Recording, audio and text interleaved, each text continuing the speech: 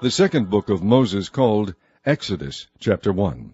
Now these are the names of the children of Israel which came into Egypt. Every man in his household came with Jacob: Reuben, Simeon, Levi, and Judah, Issachar, Zebulun, and Benjamin, Dan, and Naphtali, Gad, and Asher. And all the souls that came out of the lions of Jacob were 70 souls, for Joseph was in Egypt already. And Joseph died, and all his brethren, and all that generation. And the children of Israel were fruitful, and increased abundantly, and multiplied, and waxed exceedingly mighty, and the land was filled with them. Now there arose up a new king over Egypt, which knew not Joseph. And he said unto his people, Behold, the people of the children of Israel are more and mightier than we.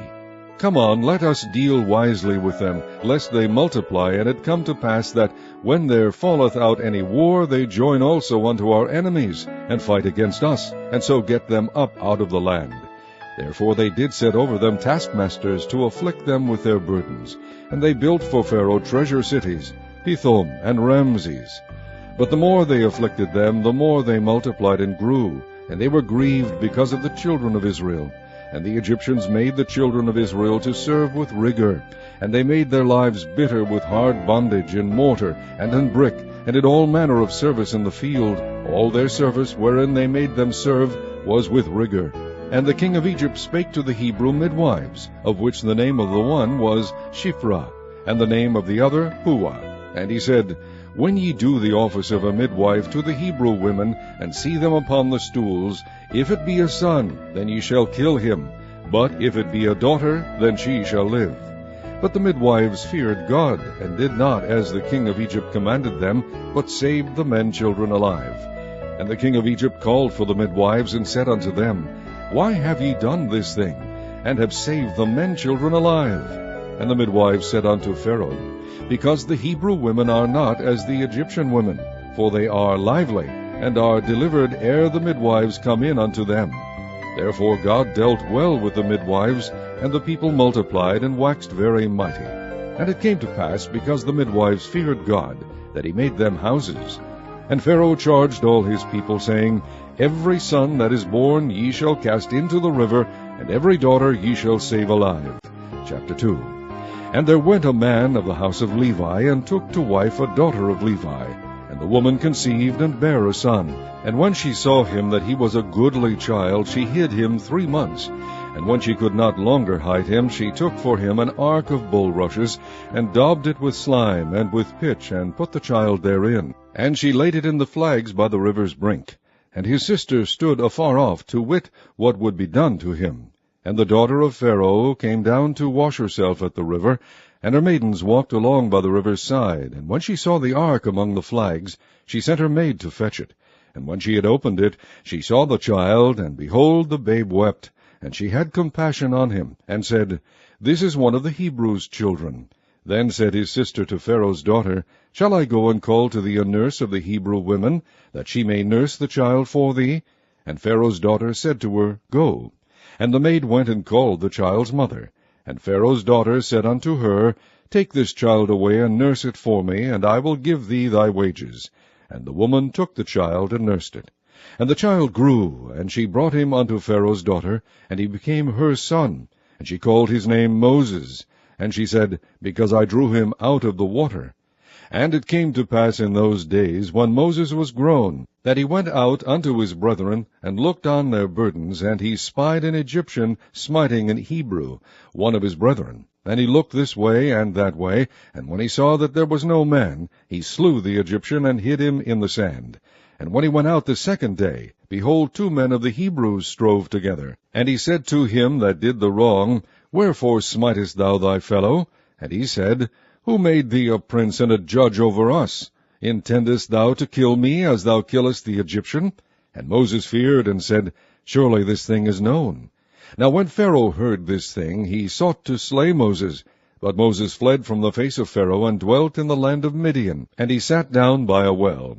Now the priest of Midian had 7 daughters, and they came and drew water, and filled the troughs to water their father's flock.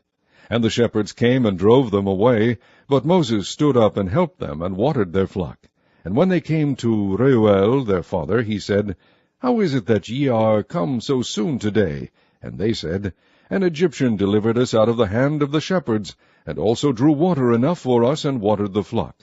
And he said unto his daughters, And where is he? Why is it that ye have left the man? Call him, that he may eat bread. And Moses was content to dwell with the man. And he gave Moses Zipporah his daughter, and she bare him a son, and he called his name Gershom, for he said, I have been a stranger in a strange land. And it came to pass in process of time that the king of Egypt died, and the children of Israel sighted by reason of the bondage, and they cried, and their cry came up unto God by reason of the bondage. And God heard their groaning, and God remembered his covenant with Abraham, with Isaac, and with Jacob. And God looked upon the children of Israel, and God had respect unto them. Chapter 3.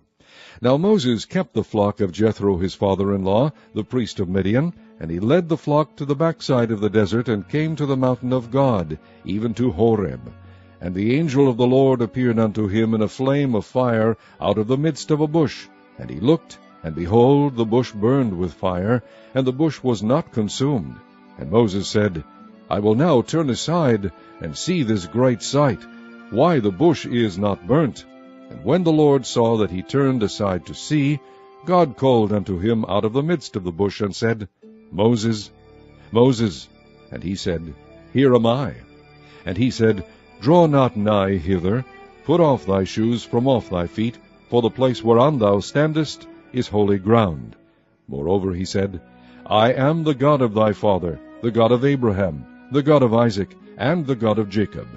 And Moses hid his face, for he was afraid to look upon God. And the Lord said, I have surely seen the affliction of my people which are in Egypt, and have heard their cry by reason of their taskmasters, for I know their sorrows. And I am come down to deliver them out of the hand of the Egyptians, and to bring them up out of that land unto a good land, and a large, unto a land flowing with milk and honey, unto the place of the Canaanites, and the Hittites, and the Amorites, and the Perizzites, and the Hivites, and the Jebusites. Now therefore, behold, the cry of the children of Israel is come unto me, and I have also seen the oppression wherewith the Egyptians oppress them. Come now therefore, and I will send thee unto Pharaoh, that thou mayest bring forth my people the children of Israel out of Egypt. And Moses said unto God, Who am I, that I should go unto Pharaoh, and that I should bring forth the children of Israel out of Egypt? And he said, Certainly I will be with thee, and this shall be a token unto thee, that I have sent thee. When thou hast brought forth the people out of Egypt, ye shall serve God upon this mountain. And Moses said unto God, Behold, when I come unto the children of Israel, and shall say unto them, The God of your fathers hath sent me unto you, and they shall say to me, What is his name? What shall I say unto them? And God said unto Moses, I am that I am. And he said, Thus shalt thou say unto the children of Israel, I am hath sent me unto you. And God said moreover unto Moses, Thus shalt thou say unto the children of Israel, The Lord God of your fathers, the God of Abraham, the God of Isaac, and the God of Jacob, hath sent me unto you. This is my name forever, and this is my memorial unto all generations. Go and gather the elders of Israel together, and say unto them, The Lord God of your fathers, the God of Abraham, of Isaac, and of Jacob, appeared unto me, saying, I have surely visited you, and seen that which is done to you in Egypt. And I have said, I will bring you up out of the affliction of Egypt unto the land of the Canaanites, and the Hittites, and the Amorites, and the Perizzites, and the Hivites, and the Jebusites, unto a land flowing with milk and honey. And they shall hearken to thy voice, and thou shalt come, thou and the elders of Egypt, unto the king of Egypt, and ye shall say unto him, The Lord God of the Hebrews hath met with us. And now let us go, we beseech thee, 3 days' journey into the wilderness, that we may sacrifice to the Lord our God. And I am sure that the king of Egypt will not let you go, no, not by a mighty hand. And I will stretch out my hand, and smite Egypt with all my wonders, which I will do in the midst thereof, and after that he will let you go. And I will give this people favor in the sight of the Egyptians. And it shall come to pass that, when ye go, ye shall not go empty. But every woman shall borrow of her neighbor, and of her that sojourneth in her house, jewels of silver, and jewels of gold, and raiment, and ye shall put them upon your sons, and upon your daughters, and ye shall spoil the Egyptians. Chapter 4. And Moses answered and said, But behold, they will not believe me, nor hearken unto my voice, for they will say, The Lord hath not appeared unto thee. And the Lord said unto him, What is that in thine hand? And he said, A rod. And he said, Cast it on the ground. And he cast it on the ground, and it became a serpent, and Moses fled from before it. And the Lord said unto Moses, Put forth thine hand, and take it by the tail. And he put forth his hand, and caught it, and it became a rod in his hand, that they might believe that the Lord God of their fathers, the God of Abraham, the God of Isaac, and the God of Jacob, hath appeared unto thee. And the Lord said furthermore unto him, Put now thine hand into thy bosom. And he put his hand into his bosom, and when he took it out, behold, his hand was leprous as snow. And he said, Put thine hand into thy bosom again. And he put his hand into his bosom again, and plucked it out of his bosom, and behold, it was turned again as his other flesh. And it shall come to pass, if they will not believe thee, neither hearken to the voice of the first sign, that they will believe the voice of the latter sign. And it shall come to pass, if they will not believe also these two signs, neither hearken unto thy voice, that thou shalt take of the water of the river, and pour it upon the dry land. And the water which thou takest out of the river shall become blood upon the dry land. And Moses said unto the Lord, O my Lord, I am not eloquent, neither heretofore, nor since thou hast spoken unto thy servant, but I am slow of speech, and of a slow tongue. And the Lord said unto him, Who hath made man's mouth? Or who maketh the dumb, or deaf, or the seeing, or the blind? Have not I, the Lord? Now therefore go, and I will be with thy mouth, and teach thee what thou shalt say. And he said, O my Lord, send, I pray thee, by the hand of him whom thou wilt send. And the anger of the Lord was kindled against Moses, and he said, Is not Aaron the Levite thy brother? I know that he can speak well. And also, behold, he cometh forth to meet thee, and when he seeth thee, he will be glad in his heart. And thou shalt speak unto him, and put words in his mouth. And I will be with thy mouth, and with his mouth, and will teach you what ye shall do. And he shall be thy spokesman unto the people, and he shall be, even he shall be to thee instead of a mouth, and thou shalt be to him instead of God. And thou shalt take this rod in thine hand, wherewith thou shalt do signs.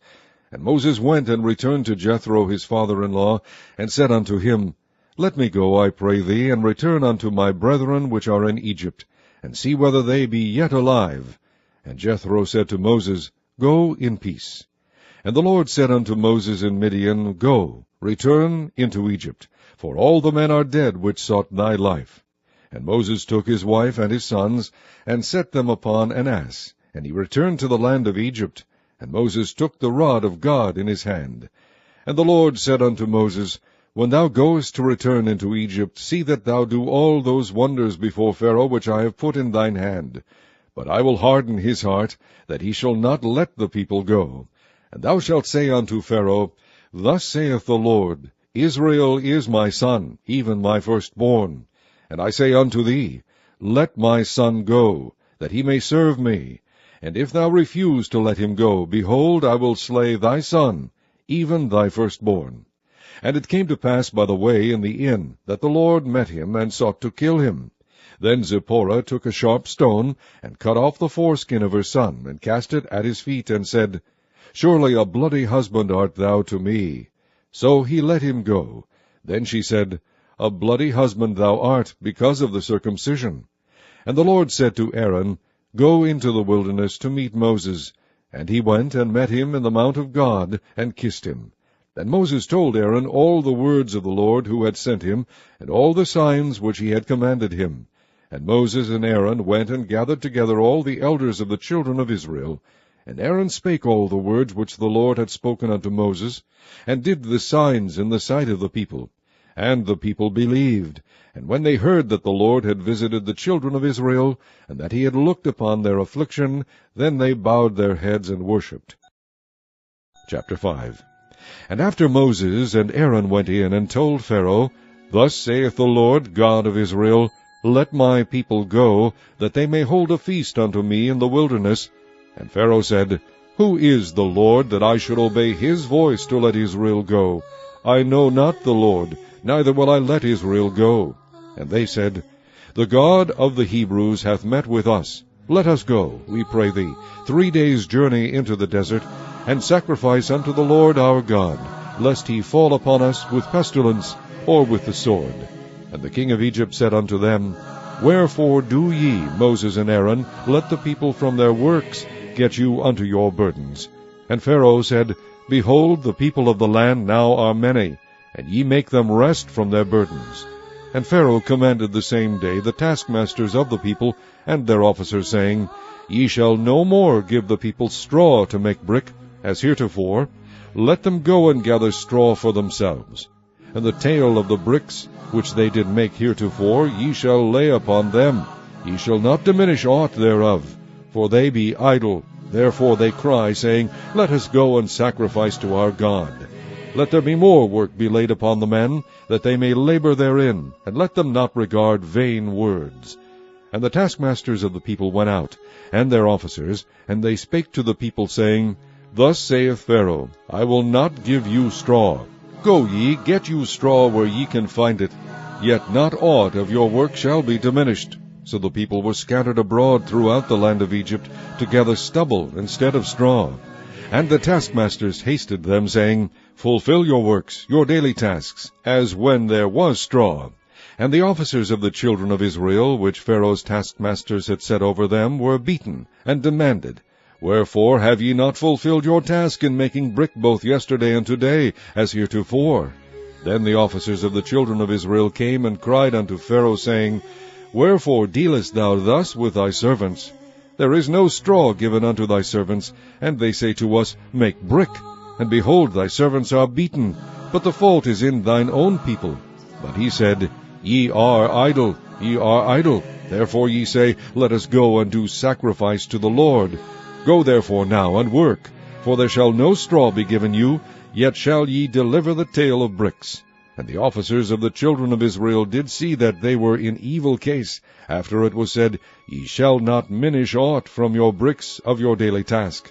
And they met Moses and Aaron, who stood in the way, as they came forth from Pharaoh. And they said unto them, The Lord look upon you, and judge, because ye have made our savour to be abhorred in the eyes of Pharaoh, and in the eyes of his servants, to put a sword in their hand to slay us. And Moses returned unto the Lord, and said, Lord, wherefore hast thou so evil entreated this people? Why is it that thou hast sent me? For since I came to Pharaoh to speak in thy name, he hath done evil to this people, neither hast thou delivered thy people at all. Chapter 6. Then the Lord said unto Moses, Now shalt thou see what I will do to Pharaoh, for with a strong hand shall he let them go, and with a strong hand shall he drive them out of his land. And God spake unto Moses, and said unto him, I am the Lord. And I appeared unto Abraham, unto Isaac, and unto Jacob, by the name of God Almighty. But by my name, Jehovah, was I not known to them. And I have also established my covenant with them, to give them the land of Canaan, the land of their pilgrimage, wherein they were strangers.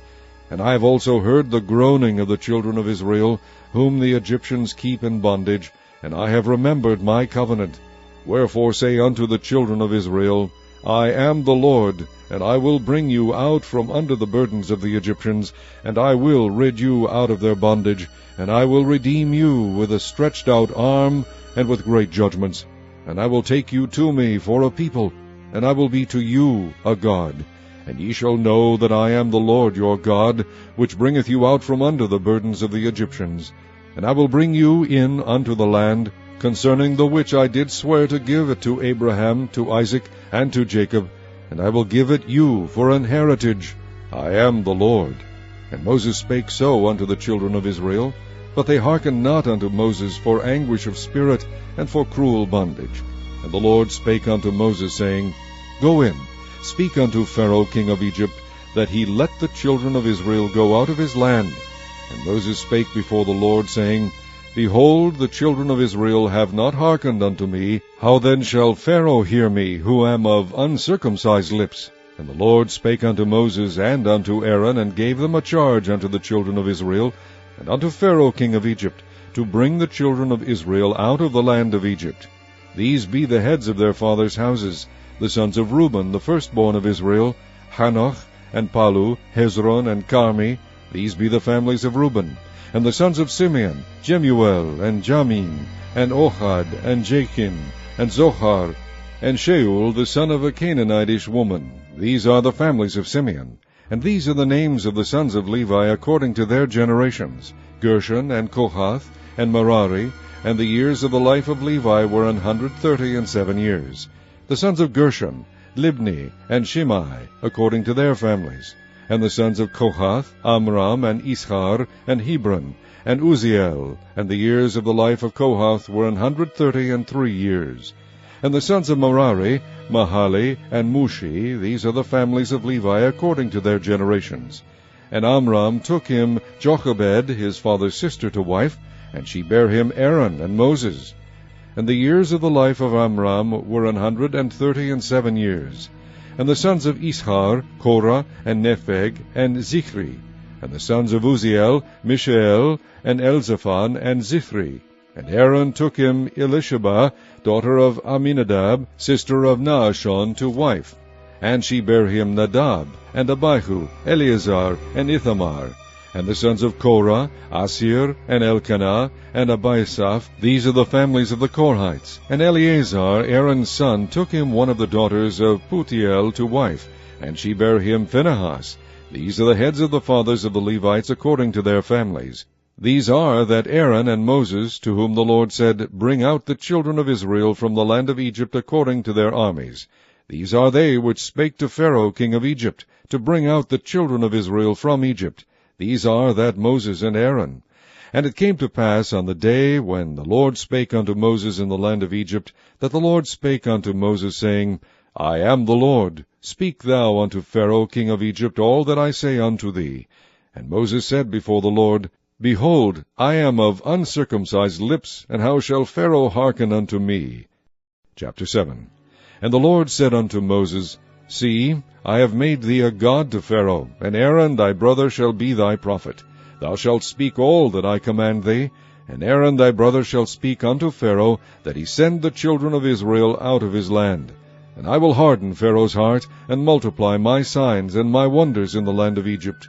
But Pharaoh shall not hearken unto you, that I may lay my hand upon Egypt, and bring forth mine armies, and my people the children of Israel, out of the land of Egypt by great judgments. And the Egyptians shall know that I am the Lord, when I stretch forth mine hand upon Egypt, and bring out the children of Israel from among them. And Moses and Aaron did as the Lord commanded them, so did they. And Moses was 80 years old, and Aaron 83 years old, when they spake unto Pharaoh. And the Lord spake unto Moses and unto Aaron, saying, When Pharaoh shall speak unto you, saying, Shew a miracle for you, then thou shalt say unto Aaron, Take thy rod, and cast it before Pharaoh, and it shall become a serpent. And Moses and Aaron went in unto Pharaoh, and they did so as the Lord had commanded. And Aaron cast down his rod before Pharaoh and before his servants, and it became a serpent. Then Pharaoh also called the wise men and the sorcerers. Now the magicians of Egypt, they also did in like manner with their enchantments. For they cast down every man his rod, and they became serpents. But Aaron's rod swallowed up their rods. And he hardened Pharaoh's heart, that he hearkened not unto them, as the Lord had said. And the Lord said unto Moses, Pharaoh's heart is hardened, he refuseth to let the people go. Get thee unto Pharaoh in the morning, lo, he goeth out unto the water, and thou shalt stand by the river's brink against he come. And the rod which was turned to a serpent shalt thou take in thine hand. And thou shalt say unto him, The Lord God of the Hebrews hath sent me unto thee, saying, Let my people go, that they may serve me in the wilderness. And behold, hitherto thou wouldest not hear. Thus saith the Lord, In this thou shalt know that I am the Lord. Behold, I will smite with the rod that is in mine hand upon the waters which are in the river, and they shall be turned to blood. And the fish that is in the river shall die, and the river shall stink, and the Egyptians shall loathe to drink of the water of the river. And the Lord spake unto Moses, Say unto Aaron, Take thy rod, and stretch out thine hand upon the waters of Egypt, upon their streams, upon their rivers, and upon their ponds, and upon all their pools of water, that they may become blood, and that there may be blood throughout all the land of Egypt, both in vessels of wood and in vessels of stone. And Moses and Aaron did so, as the Lord commanded, and he lifted up the rod, and smote the waters that were in the river, in the sight of Pharaoh, and in the sight of his servants, and all the waters that were in the river were turned to blood. And the fish that was in the river died, and the river stank, and the Egyptians could not drink of the water of the river, and there was blood throughout all the land of Egypt. And the magicians of Egypt did so with their enchantments. And Pharaoh's heart was hardened, neither did he hearken unto them, as the Lord had said. And Pharaoh turned and went into his house, neither did he set his heart to this also. And all the Egyptians digged round about the river for water to drink, for they could not drink of the water of the river. And 7 days were fulfilled after that the Lord had smitten the river. Chapter 8. And the Lord spake unto Moses, Go unto Pharaoh, and say unto him, Thus saith the Lord, Let my people go, that they may serve me. And if thou refuse to let them go, behold, I will smite all thy borders with frogs. And the river shall bring forth frogs abundantly, which shall go up and come into thine house, and into thy bedchamber, and upon thy bed, and into the house of thy servants, and upon thy people, and into thine ovens, and into thy kneading troughs. And the frogs shall come up both on thee, and upon thy people, and upon all thy servants. And the Lord spake unto Moses, Say unto Aaron, Stretch forth thine hand with thy rod over the streams, over the rivers, and over the ponds, and cause frogs to come upon the land of Egypt. And Aaron stretched out his hand over the waters of Egypt, and the frogs came up, and covered the land of Egypt. And the magicians did so with their enchantments, and brought up frogs upon the land of Egypt. Then Pharaoh called for Moses and Aaron, and said, Entreat the Lord that he may take away the frogs from me, and from my people, and I will let the people go, that they may do sacrifice unto the Lord. And Moses said unto Pharaoh, Glory over me, when shall I entreat for thee, and for thy servants, and for thy people, to destroy the frogs from thee and thy houses, that they may remain in the river only? And he said, Tomorrow. And he said, Be it according to thy word, that thou mayest know that there is none like unto the Lord our God. And the frogs shall depart from thee, and from thy houses, and from thy servants, and from thy people. They shall remain in the river only. And Moses and Aaron went out from Pharaoh, and Moses cried unto the Lord because of the frogs which he had brought against Pharaoh. And the Lord did according to the word of Moses, and the frogs died out of the houses, out of the villages, and out of the fields. And they gathered them together upon heaps, and the land stank. But when Pharaoh saw that there was respite, he hardened his heart, and hearkened not unto them, as the Lord had said. And the Lord said unto Moses, Say unto Aaron, Stretch out thy rod, and smite the dust of the land, that it may become lice throughout all the land of Egypt. And they did so. For Aaron stretched out his hand with his rod, and smote the dust of the earth, and it became lice in man and in beast. All the dust of the land became lice throughout all the land of Egypt. And the magicians did so with their enchantments to bring forth lice. But they could not. So there were lice upon man and upon beast. Then the magicians said unto Pharaoh, This is the finger of God. And Pharaoh's heart was hardened, and he hearkened not unto them, as the Lord had said. And the Lord said unto Moses, Rise up early in the morning, and stand before Pharaoh. Lo, he cometh forth to the water, and say unto him, Thus saith the Lord, Let my people go, that they may serve me. Else if thou wilt not let my people go, behold, I will send swarms of flies upon thee, and upon thy servants, and upon thy people, and into thy houses, and the houses of the Egyptians shall be full of swarms of flies, and also the ground whereon they are. And I will sever in that day the land of Goshen, in which my people dwell, that no swarms of flies shall be there, to the end thou mayest know that I am the Lord in the midst of the earth. And I will put a division between my people and thy people. Tomorrow shall this sign be. And the Lord did so, and there came a grievous swarm of flies into the house of Pharaoh, and into his servants' houses, and into all the land of Egypt. The land was corrupted by reason of the swarm of flies. And Pharaoh called for Moses and for Aaron, and said, Go ye, sacrifice to your God in the land. And Moses said, It is not meet so to do, for we shall sacrifice the abomination of the Egyptians to the Lord our God. Lo, shall we sacrifice the abomination of the Egyptians before their eyes, and will they not stone us? We will go 3 days' journey into the wilderness, and sacrifice to the Lord our God, as he shall command us. And Pharaoh said, I will let you go, that ye may sacrifice to the Lord your God in the wilderness. Only ye shall not go very far away, entreat for me. And Moses said, Behold, I go out from thee, and I will entreat the Lord that the swarms of flies may depart from Pharaoh, from his servants, and from his people tomorrow. But let not Pharaoh deal deceitfully any more in not letting the people go to sacrifice to the Lord. And Moses went out from Pharaoh, and entreated the Lord. And the Lord did according to the word of Moses, and he removed the swarms of flies from Pharaoh, from his servants, and from his people. There remained not one. And Pharaoh hardened his heart at this time also, neither would he let the people go. Chapter 9. Then the Lord said unto Moses, Go in unto Pharaoh, and tell him, Thus saith the Lord God of the Hebrews, Let my people go, that they may serve me. For if thou refuse to let them go, and wilt hold them still, behold, the hand of the Lord is upon thy cattle which is in the field, upon the horses, upon the asses, upon the camels, upon the oxen, and upon the sheep. There shall be a very grievous murrain. And the Lord shall sever between the cattle of Israel and the cattle of Egypt, and there shall nothing die of all that is the children's of Israel. And the Lord appointed a set time, saying, Tomorrow the Lord shall do this thing in the land.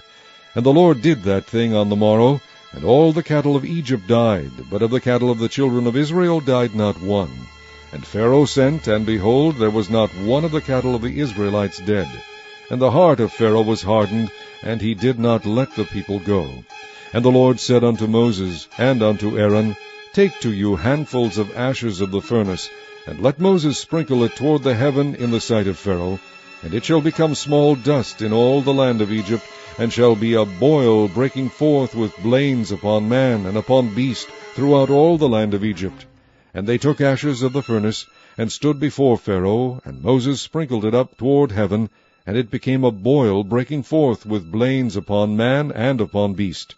And the magicians could not stand before Moses because of the boils, for the boil was upon the magicians, and upon all the Egyptians. And the Lord hardened the heart of Pharaoh, and he hearkened not unto them, as the Lord had spoken unto Moses. And the Lord said unto Moses, Rise up early in the morning, and stand before Pharaoh, and say unto him, Thus saith the Lord God of the Hebrews, Let my people go, that they may serve me.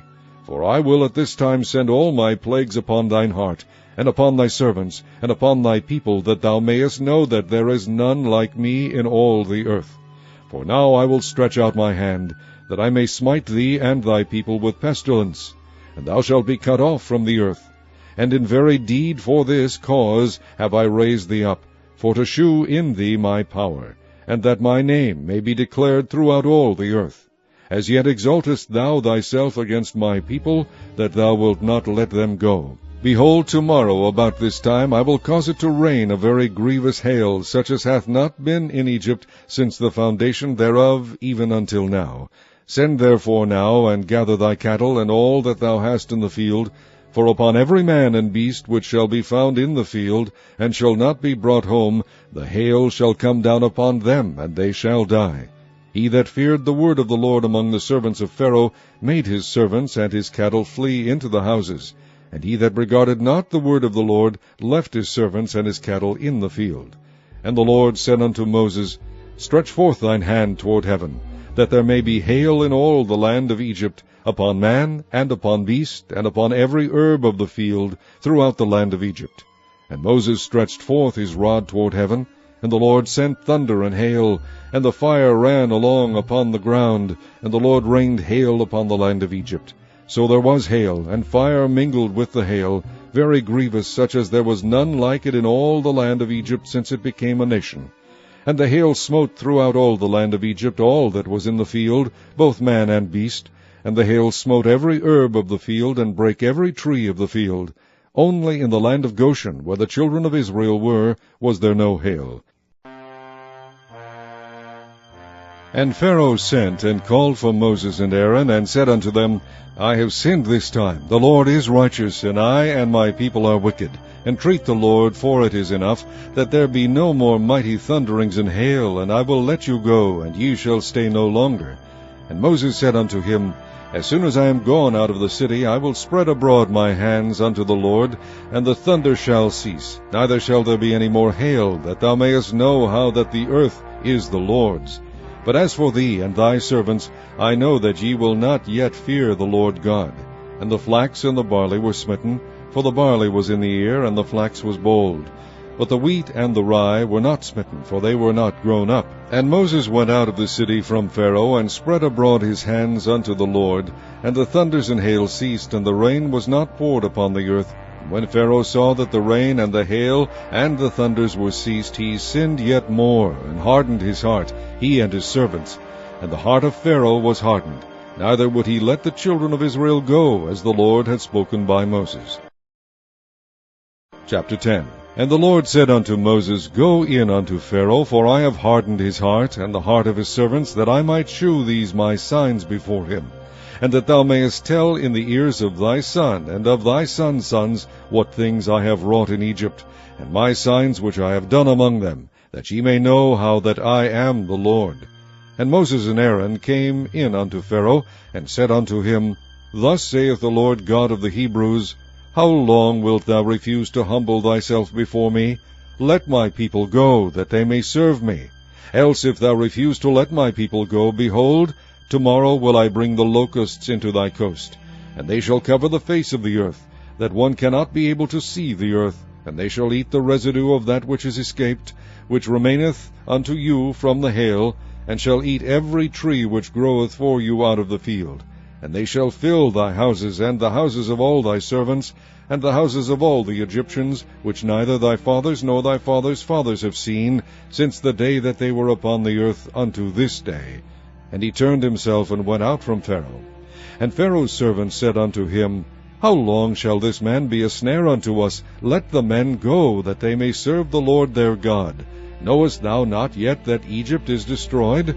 And Moses and Aaron were brought again unto Pharaoh, and he said unto them, Go, serve the Lord your God. But who are they that shall go? And Moses said, We will go with our young and with our old, with our sons and with our daughters, with our flocks and with our herds we will go, for we must hold a feast unto the Lord. And he said unto them, Let the Lord be so with you, as I will let you go, and your little ones, look to it, for evil is before you. Not so. Go now ye that are men, and serve the Lord, for that ye did desire. And they were driven out from Pharaoh's presence. And the Lord said unto Moses, Stretch out thine hand over the land of Egypt for the locusts, that they may come up upon the land of Egypt, and eat every herb of the land, even all that the hail hath left. And Moses stretched forth his rod over the land of Egypt, and the Lord brought an east wind upon the land all that day, and all that night, and when it was morning, the east wind brought the locusts. And the locusts went up over all the land of Egypt, and rested in all the coasts of Egypt. Very grievous were they. Before them there were no such locusts as they, neither after them shall be such. For they covered the face of the whole earth, so that the land was darkened. And they did eat every herb of the land, and all the fruit of the trees which the hail had left. And there remained not any green thing in the trees, or in the herbs of the field, through all the land of Egypt. Then Pharaoh called for Moses and Aaron in haste, and he said, I have sinned against the Lord your God, and against you. Now therefore forgive, I pray thee, my sin only this once, and entreat the Lord your God, that he may take away from me this death only. And he went out from Pharaoh, and entreated the Lord. And the Lord turned a mighty strong west wind, which took away the locusts, and cast them into the Red Sea. There remained not one locust in all the coasts of Egypt. But the Lord hardened Pharaoh's heart, so that he would not let the children of Israel go. And the Lord said unto Moses, Stretch out thine hand toward heaven, that there may be darkness over the land of Egypt, even darkness which may be felt. And Moses stretched forth his hand toward heaven, and there was a thick darkness in all the land of Egypt 3 days. They saw not one another, neither rose any from his place for 3 days. But all the children of Israel had light in their dwellings. And Pharaoh called unto Moses, and said, Go ye, serve the Lord, only let your flocks and your herds be stayed, let your little ones also go with you. And Moses said, Thou must give us also sacrifices and burnt offerings, that we may sacrifice unto the Lord our God. Our cattle also shall go with us. There shall not be an hoof be left behind. For thereof must we take to serve the Lord our God, and we know not with what we must serve the Lord until we come thither. But the Lord hardened Pharaoh's heart, and he would not let them go. And Pharaoh said unto him, Get thee from me, take heed to thyself, see my face no more, for in that day thou seest my face, thou shalt die. And Moses said, Thou hast spoken well, I will see thy face again no more. Chapter 11. And the Lord said unto Moses, Yet will I bring one plague more upon Pharaoh and upon Egypt. Afterwards he will let you go hence. When he shall let you go, he shall surely thrust you out hence altogether. Speak now in the ears of the people, and let every man borrow of his neighbor, and every woman of her neighbor, jewels of silver and jewels of gold. And the Lord gave the people favor in the sight of the Egyptians. Moreover, the man Moses was very great in the land of Egypt, in the sight of Pharaoh's servants, and in the sight of the people. And Moses said, Thus saith the Lord, About midnight will I go out into the midst of Egypt, and all the firstborn in the land of Egypt shall die, from the firstborn of Pharaoh that sitteth upon his throne, even unto the firstborn of the maidservant that is behind the mill, and all the firstborn of beasts. And there shall be a great cry throughout all the land of Egypt, such as there was none like it, nor shall be like it any more. But against any of the children of Israel shall not a dog move his tongue, against man or beast, that ye may know how that the Lord doth put a difference between the Egyptians and Israel. And all these thy servants shall come down unto me, and bow down themselves unto me, saying, Get thee out, and all the people that follow thee. And after that I will go out. And he went out from Pharaoh in a great anger. And the Lord said unto Moses, Pharaoh shall not hearken unto you, that my wonders may be multiplied in the land of Egypt. And Moses and Aaron did all these wonders before Pharaoh, and the Lord hardened Pharaoh's heart, so that he would not let the children of Israel go out of his land. Chapter 12. And the Lord spake unto Moses and Aaron in the land of Egypt, saying, This month shall be unto you the beginning of months. It shall be the first month of the year to you. Speak ye unto all the congregation of Israel, saying, In the 10th day of this month they shall take to them every man a lamb, according to the house of their fathers, a lamb for an house. And if the household be too little for the lamb, let him and his neighbor next unto his house take it according to the number of the souls. Every man according to his eating shall make your count for the lamb. Your lamb shall be without blemish. A male of the first year, ye shall take it out from the sheep, or from the goats. And ye shall keep it up until the 14th day of the same month. And the whole assembly of the congregation of Israel shall kill it in the evening. And they shall take of the blood, and strike it on the 2 side posts, and on the upper door post of the houses wherein they shall eat it. And they shall eat the flesh in that night, roast with fire, and unleavened bread, and with bitter herbs they shall eat it. Eat not of it raw, nor sodden at all with water, but roast with fire, his head with his legs, and with the purtenance thereof. And ye shall let nothing of it remain until the morning. And that which remaineth of it until the morning ye shall burn with fire. And thus shall ye eat of it, with your loins girded, your shoes on your feet, and your staff in your hand, and ye shall eat it in haste.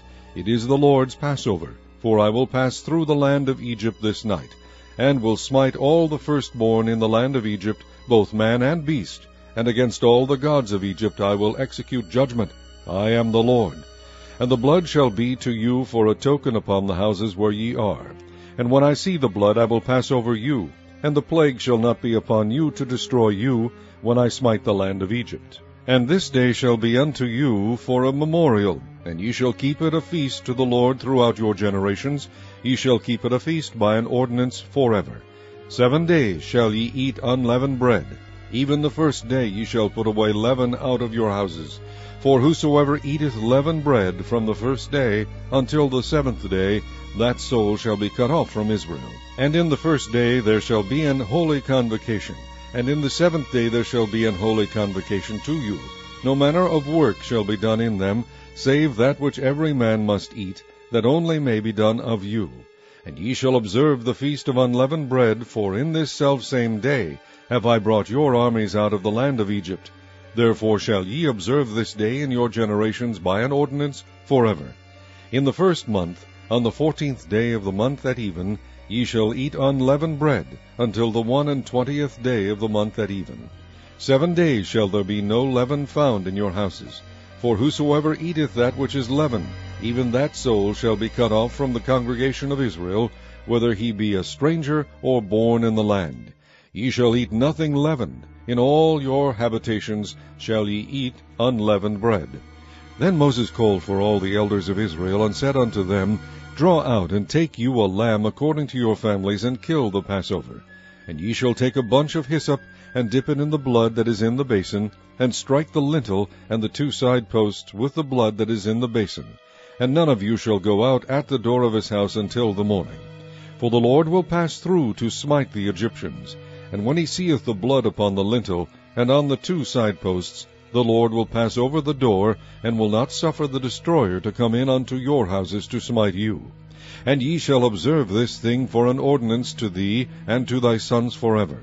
And it shall come to pass, when ye be come to the land which the Lord will give you, according as he hath promised, that ye shall keep this service. And it shall come to pass, when your children shall say unto you, What mean ye by this service? That ye shall say, It is the sacrifice of the Lord's Passover, who passed over the houses of the children of Israel in Egypt, when he smote the Egyptians and delivered our houses. And the people bowed the head and worshipped. And the children of Israel went away and did as the Lord had commanded Moses and Aaron, so did they.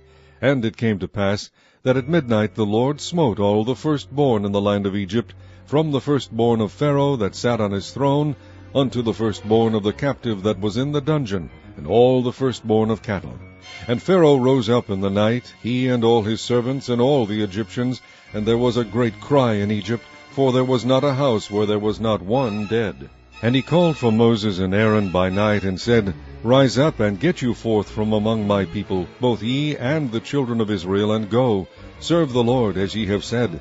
Also take your flocks and your herds, as ye have said, and be gone, and bless me also. And the Egyptians were urgent upon the people, that they might send them out of the land in haste, for they said, We be all dead men. And the people took their dough before it was leavened, their kneading troughs being bound up in their clothes upon their shoulders. And the children of Israel did according to the word of Moses, and they borrowed of the Egyptians jewels of silver, and jewels of gold, and raiment. And the Lord gave the people favor in the sight of the Egyptians, so that they lent unto them such things as they required. And they spoiled the Egyptians. And the children of Israel journeyed from Ramses to Succoth, about 600,000 on foot that were men, beside children. And a mixed multitude went up also with them, and flocks and herds, even very much cattle. And they baked unleavened cakes of the dough which they brought forth out of Egypt, for it was not leavened, because they were thrust out of Egypt, and could not tarry, neither had they prepared for themselves any victual. Now the sojourning of the children of Israel who dwelt in Egypt was 430 years. And it came to pass at the end of the 430 years, even the selfsame day it came to pass, that all the hosts of the Lord went out from the land of Egypt. It is a night to be much observed unto the Lord for bringing them out from the land of Egypt. This is that night of the Lord to be observed of all the children of Israel in their generations. And the Lord said unto Moses and Aaron, This is the ordinance of the Passover. There shall no stranger eat thereof, but every man's servant that is bought for money, when thou hast circumcised him, then shall he eat thereof. A foreigner and an hired servant shall not eat thereof. In one house shall it be eaten. Thou shalt not carry forth aught of the fresh abroad out of the house, neither shall ye break a bone thereof. All the congregation of Israel shall keep it. And when a stranger shall sojourn with thee, and will keep the Passover to the Lord, let all his males be circumcised, and then let him come near and keep it. And he shall be as one that is born in the land, for no uncircumcised person shall eat thereof. One law shall be to him that is homeborn, and unto the stranger that sojourneth among you. Thus did all the children of Israel, as the Lord commanded Moses and Aaron, so did they. And it came to pass, the selfsame day, that the Lord did bring the children of Israel out of the land of Egypt by their armies. Chapter 13. And the Lord spake unto Moses, saying, Sanctify unto me all the firstborn, whatsoever openeth the womb among the children of Israel, both of man and of beast, it is mine. And Moses said unto the people, Remember this day, in which ye came out from Egypt, out of the house of bondage. For by strength of hand the Lord brought you out from this place. There shall no leavened bread be eaten. This day came ye out in the month Abib. And it shall be, when the Lord shall bring thee into the land of the Canaanites, and the Hittites, and the Amorites, and the Hivites, and the Jebusites, which he sware unto thy fathers to give thee, a land flowing with milk and honey, that thou shalt keep this service in this month. 7 days thou shalt eat unleavened bread, and in the 7th day shall be a feast to the Lord. Unleavened bread shall be eaten 7 days, and there shall no leavened bread be seen with thee, neither shall there be leaven seen with thee in all thy quarters. And thou shalt shew thy son in that day, saying, This is done because of that which the Lord did unto me when I came forth out of Egypt.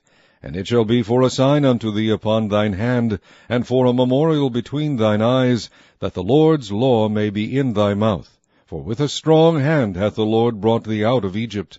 Thou shalt therefore keep this ordinance in his season from year to year. And it shall be, when the Lord shall bring thee into the land of the Canaanites, as he sware unto thee and to thy fathers, and shall give it thee, that thou shalt set apart unto the Lord all that openeth the matrix, and every firstling that cometh of a beast which thou hast. The male shall be the Lord's. And every firstling of an ass thou shalt redeem with a lamb. And if thou wilt not redeem it, then thou shalt break his neck, and all the firstborn of man among thy children shalt thou redeem. And it shall be, when thy son asketh thee in time to come, saying, What is this? That thou shalt say unto him, By strength of hand the Lord brought us out from Egypt, from the house of bondage. And it came to pass, when Pharaoh would hardly let us go, that the Lord slew all the firstborn in the land of Egypt, both the firstborn of man and the firstborn of beast. Therefore I sacrifice to the Lord all that openeth the matrix, being males, but all the firstborn of my children I redeem. And it shall be for a token upon thine hand, and for frontlets between thine eyes, for by strength of hand the Lord brought us forth out of Egypt. And it came to pass, when Pharaoh had let the people go, that God led them not through the way of the land of the Philistines, although that was near. For God said, Lest peradventure the people repent when they see war, and they return to Egypt. But God led the people about through the way of the wilderness of the Red Sea. And the children of Israel went up harnessed out of the land of Egypt. And Moses took the bones of Joseph with him, for he had straitly sworn the children of Israel, saying, God will surely visit you, and ye shall carry up my bones away hence with you. And they took their journey from Succoth, and encamped in Etham, in the edge of the wilderness. And the Lord went before them by day in a pillar of a cloud, to lead them the way, and by night in a pillar of fire, to give them light, to go by day and night. He took not away the pillar of the cloud by day, nor the pillar of fire by night, from before the people. Chapter 14. And the Lord spake unto Moses, saying, Speak unto the children of Israel, that they turn and encamp before Pihahiroth, between Migdol and the sea, over against Baal-zephon. Before it shall ye encamp by the sea. For Pharaoh will say of the children of Israel, They are entangled in the land, the wilderness hath shut them in. And I will harden Pharaoh's heart, that he shall follow after them. And I will be honored upon Pharaoh, and upon all his host, that the Egyptians may know that I am the Lord. And they did so. And it was told the king of Egypt that the people fled, and the heart of Pharaoh and of his servants was turned against the people. And they said, Why have we done this, that we have let Israel go from serving us? And he made ready his chariot, and took his people with him. And he took 600 chosen chariots, and all the chariots of Egypt, and captains over every one of them. And the Lord hardened the heart of Pharaoh king of Egypt, and he pursued after the children of Israel. And the children of Israel went out with an high hand. But the Egyptians pursued after them, all the horses and chariots of Pharaoh, and his horsemen, and his army, and overtook them, encamping by the sea, beside Pihahiroth, before Baal-zephon. And when Pharaoh drew nigh, the children of Israel lifted up their eyes, and behold, the Egyptians marched after them, and they were sore afraid. And the children of Israel cried out unto the Lord, and they said unto Moses, Because there were no graves in Egypt, hast thou taken us away to die in the wilderness? Wherefore hast thou dealt thus with us, to carry us forth out of Egypt? Is not this the word that we did tell thee in Egypt, saying, Let us alone, that we may serve the Egyptians? For it had been better for us to serve the Egyptians, than that we should die in the wilderness. And Moses said unto the people, Fear ye not, stand still, and see the salvation of the Lord, which he will shew to you today. For the Egyptians whom ye have seen today, ye shall see them again no more forever. The Lord shall fight for you, and ye shall hold your peace. And the Lord said unto Moses, Wherefore criest thou unto me? Speak unto the children of Israel that they go forward. But lift thou up thy rod, and stretch out thine hand over the sea, and divide it. And the children of Israel shall go on dry ground through the midst of the sea. And I, behold, I will harden the hearts of the Egyptians, and they shall follow them. And I will get me honor upon Pharaoh, and upon all his host, upon his chariots, and upon his horsemen. And the Egyptians shall know that I am the Lord, when I have gotten me honor upon Pharaoh, upon his chariots, and upon his horsemen. And the angel of God, which went before the camp of Israel, removed, and went behind them. And the pillar of the cloud went from before their face, and stood behind them. And it came between the camp of the Egyptians and the camp of Israel. And it was a cloud and darkness to them, but it gave light by night to these, so that the one came not near the other all the night. And Moses stretched out his hand over the sea, and the Lord caused the sea to go back by a strong east wind all that night, and made the sea dry land, and the waters were divided. And the children of Israel went into the midst of the sea upon the dry ground, and the waters were a wall unto them on their right hand and on their left. And the Egyptians pursued, and went in after them to the midst of the sea, even all Pharaoh's horses, his chariots, and his horsemen. And it came to pass that in the morning watch the Lord looked unto the host of the Egyptians through the pillar of fire and of the cloud, and troubled the host of the Egyptians, and took off their chariot wheels, that they drave them heavily, so that the Egyptians said, Let us flee from the face of Israel, for the Lord fighteth for them against the Egyptians. And the Lord said unto Moses, Stretch out thine hand over the sea, that the waters may come again upon the Egyptians, upon their chariots, and upon their horsemen. And Moses stretched forth his hand over the sea, and the sea returned to his strength when the morning appeared, and the Egyptians fled against it, and the Lord overthrew the Egyptians in the midst of the sea. And the waters returned, and covered the chariots and the horsemen, and all the host of Pharaoh that came into the sea after them. There remained not so much as one of them. But the children of Israel walked upon dry land in the midst of the sea, and the waters were a wall unto them on their right hand and on their left. Thus the Lord saved Israel that day out of the hand of the Egyptians, and Israel saw the Egyptians dead upon the seashore. And Israel saw that great work which the Lord did upon the Egyptians, and the people feared the Lord, and believed the Lord and his servant Moses. Chapter 15. Then sang Moses and the children of Israel this song unto the Lord, and spake, saying, I will sing unto the Lord, for he hath triumphed gloriously. The horse and his rider hath he thrown into the sea. The Lord is my strength and song, and he is become my salvation. He is my God, and I will prepare him an habitation, my father's God, and I will exalt him. The Lord is a man of war, the Lord is his name. Pharaoh's chariots and his host hath he cast into the sea. His chosen captains also are drowned in the Red Sea. The depths have covered them. They sank into the bottom as a stone. Thy right hand, O Lord, is become glorious in power. Thy right hand, O Lord, hath dashed in pieces the enemy. And in the greatness of thine excellency thou hast overthrown them that rose up against thee. Thou sentest forth thy wrath, which consumed them as stubble. And with the blast of thy nostrils the waters were gathered together. The floods stood upright as an heap, and the depths were congealed in the heart of the sea. The enemy said, I will pursue, I will overtake, I will divide the spoil. My lust shall be satisfied upon them. I will draw my sword, my hand shall destroy them. Thou didst blow with thy wind, the sea covered them. They sank as lead in the mighty waters.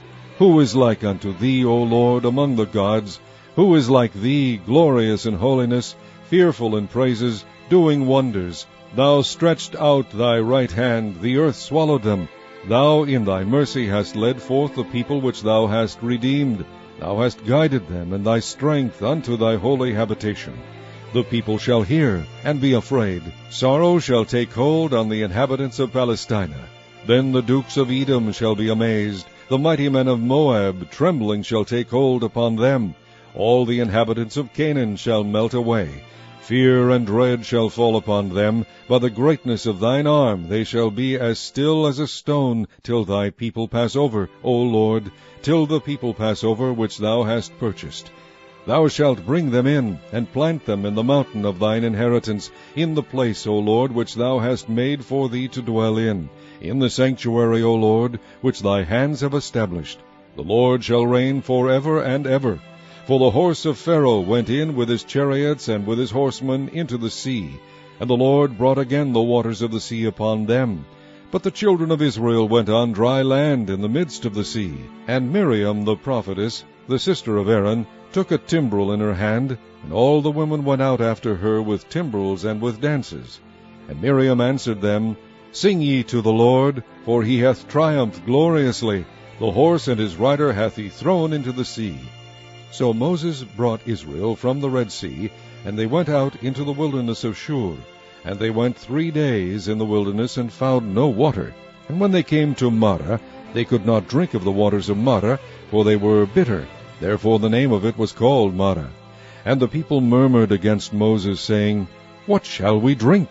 And he cried unto the Lord, and the Lord shewed him a tree, which when he had cast into the waters were made sweet. There he made for them a statute and an ordinance, and there he proved them, and said, If thou wilt diligently hearken to the voice of the Lord thy God, and wilt do that which is right in his sight, and wilt give ear to his commandments, and keep all his statutes, I will put none of these diseases upon thee, which I have brought upon the Egyptians, for I am the Lord that healeth thee. And they came to Elim, where were 12 wells of water, and 70 palm trees, and they encamped there by the waters. Chapter 16. And they took their journey from Elim, and all the congregation of the children of Israel came unto the wilderness of Sin, which is between Elim and Sinai, on the 15th day of the 2nd month after their departing out of the land of Egypt. And the whole congregation of the children of Israel murmured against Moses and Aaron in the wilderness. And the children of Israel said unto them, Would to God we had died by the hand of the Lord in the land of Egypt, when we sat by the flesh pots, and when we did eat bread to the full, for ye have brought us forth into this wilderness to kill this whole assembly with hunger. Then said the Lord unto Moses, Behold, I will rain bread from heaven for you, and the people shall go out and gather a certain rate every day, that I may prove them whether they will walk in my law or no. And it shall come to pass that on the 6th day they shall prepare that which they bring in, and it shall be twice as much as they gather daily. And Moses and Aaron said unto all the children of Israel, At even, then ye shall know that the Lord hath brought you out from the land of Egypt. And in the morning, then ye shall see the glory of the Lord, for that he heareth your murmurings against the Lord. And what are we, that ye murmur against us? And Moses said, This shall be, when the Lord shall give you in the evening flesh to eat, and in the morning bread to the full, for that the Lord heareth your murmurings which ye murmur against him. And what are we? Your murmurings are not against us, but against the Lord. And Moses spake unto Aaron, Say unto all the congregation of the children of Israel, Come near before the Lord, for he hath heard your murmurings. And it came to pass, as Aaron spake unto the whole congregation of the children of Israel, that they looked toward the wilderness, and behold, the glory of the Lord appeared in the cloud.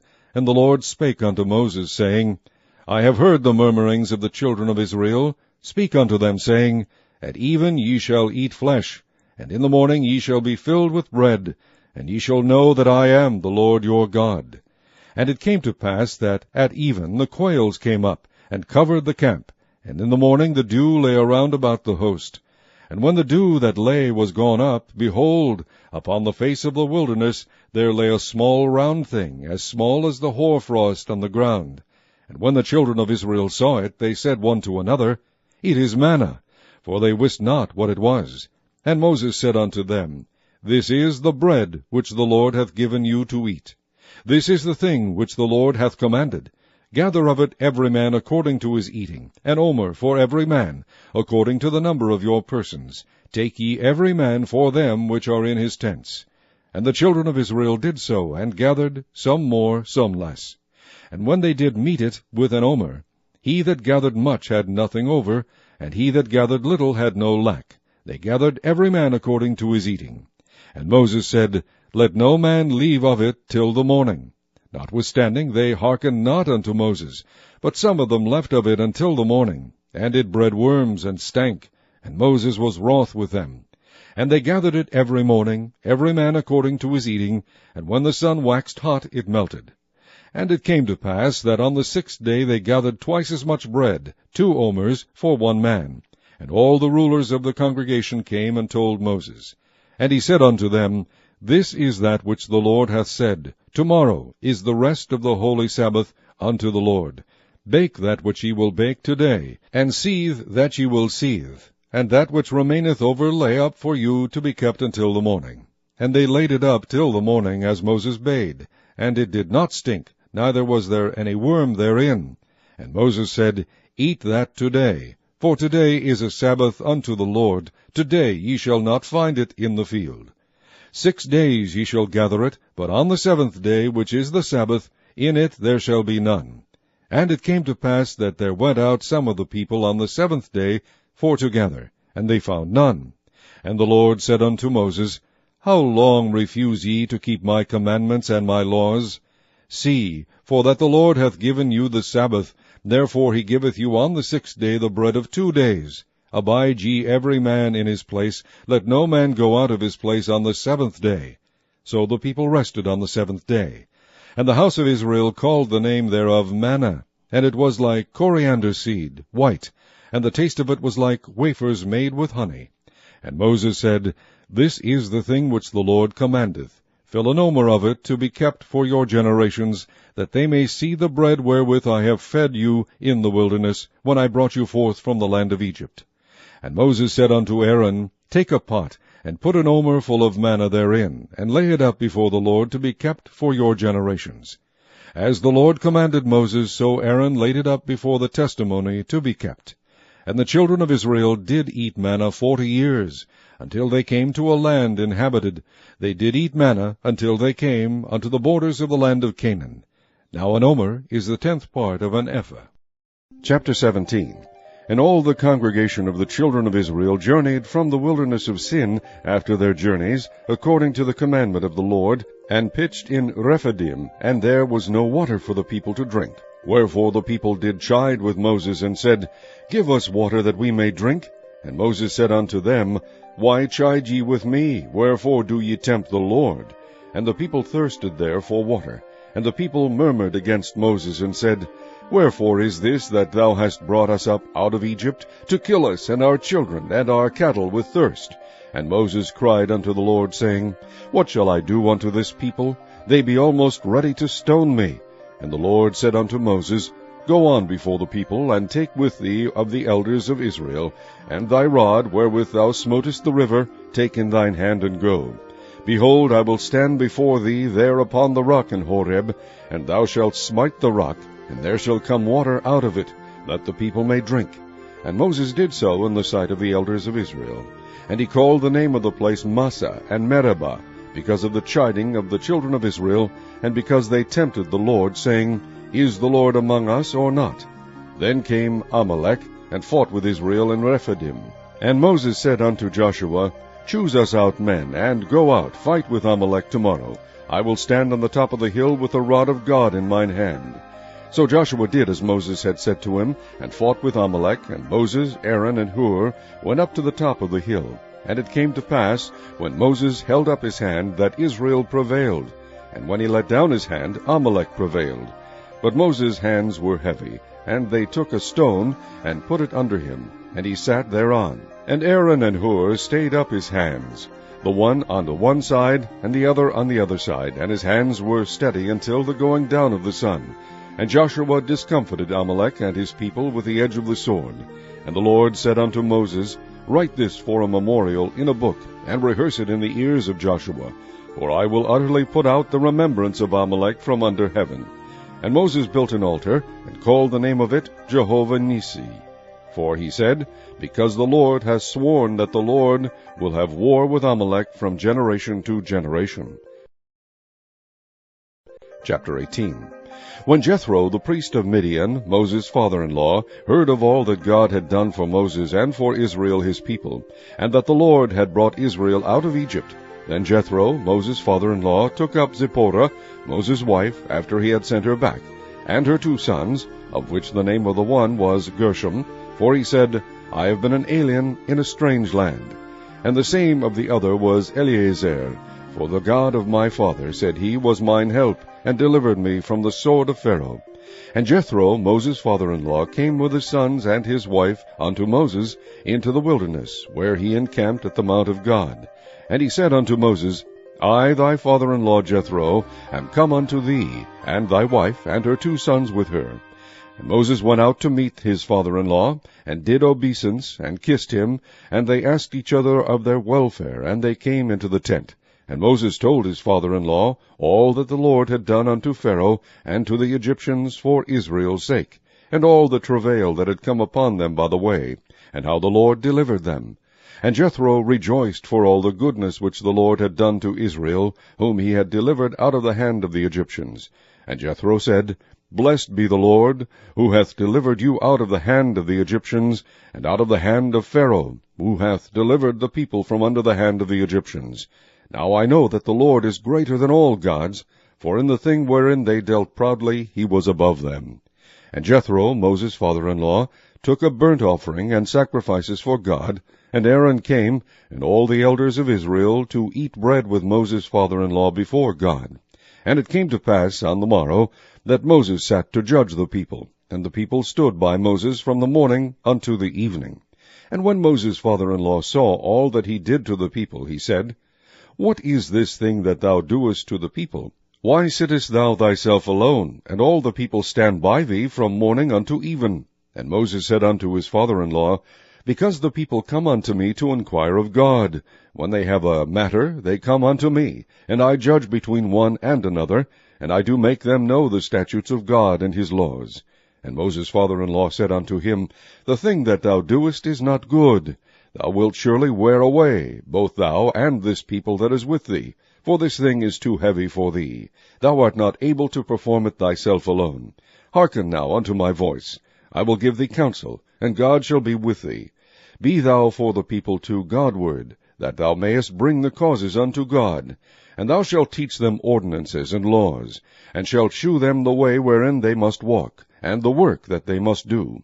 Moreover, thou shalt provide out of all the people able men, such as fear God, men of truth, hating covetousness, and place such over them, to be rulers of thousands, and rulers of hundreds, rulers of 50s, and rulers of 10s. And let them judge the people at all seasons. And it shall be that every great matter they shall bring unto thee, but every small matter they shall judge. So shall it be easier for thyself, and they shall bear the burden with thee. If thou shalt do this thing, and God command thee so, then thou shalt be able to endure, and all this people shall also go to their place in peace. So Moses hearkened to the voice of his father-in-law, and did all that he had said. And Moses chose able men out of all Israel, and made them heads over the people, rulers of thousands, rulers of hundreds, rulers of 50s, and rulers of 10s. And they judged the people at all seasons. The hard causes they brought unto Moses, but every small matter they judged themselves. And Moses let his father-in-law depart, and he went his way into his own land. Chapter 19. In the 3rd month, when the children of Israel were gone forth out of the land of Egypt, the same day came they into the wilderness of Sinai. For they were departed from Rephidim, and were come to the desert of Sinai, and had pitched in the wilderness. And there Israel camped before the mount.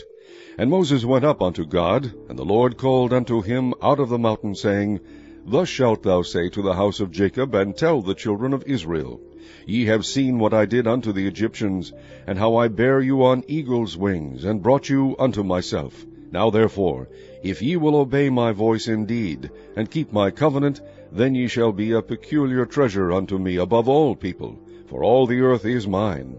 And ye shall be unto me a kingdom of priests, and an holy nation. These are the words which thou shalt speak unto the children of Israel. And Moses came and called for the elders of the people, and laid before their faces all these words which the Lord commanded him. And all the people answered together, and said, All that the Lord hath spoken we will do. And Moses returned the words of the people unto the Lord. And the Lord said unto Moses, Lo, I come unto thee in a thick cloud, that the people may hear when I speak with thee, and believe thee forever. And Moses told the words of the people unto the Lord. And the Lord said unto Moses, Go unto the people, and sanctify them today and tomorrow, and let them wash their clothes, and be ready against the third day. For the third day the Lord will come down in the sight of all the people upon Mount Sinai. And thou shalt set bounds unto the people round about, saying, Take heed to yourselves that ye go not up into the mount, or touch the border of it. Whosoever toucheth the mount shall be surely put to death. There shall not an hand touch it, but he shall surely be stoned, or shot through. Whether it be beast or man, it shall not live. When the trumpet soundeth long, they shall come up to the mount. And Moses went down from the mount unto the people, and sanctified the people, and they washed their clothes. And he said unto the people, Be ready against the third day, come not at your wives.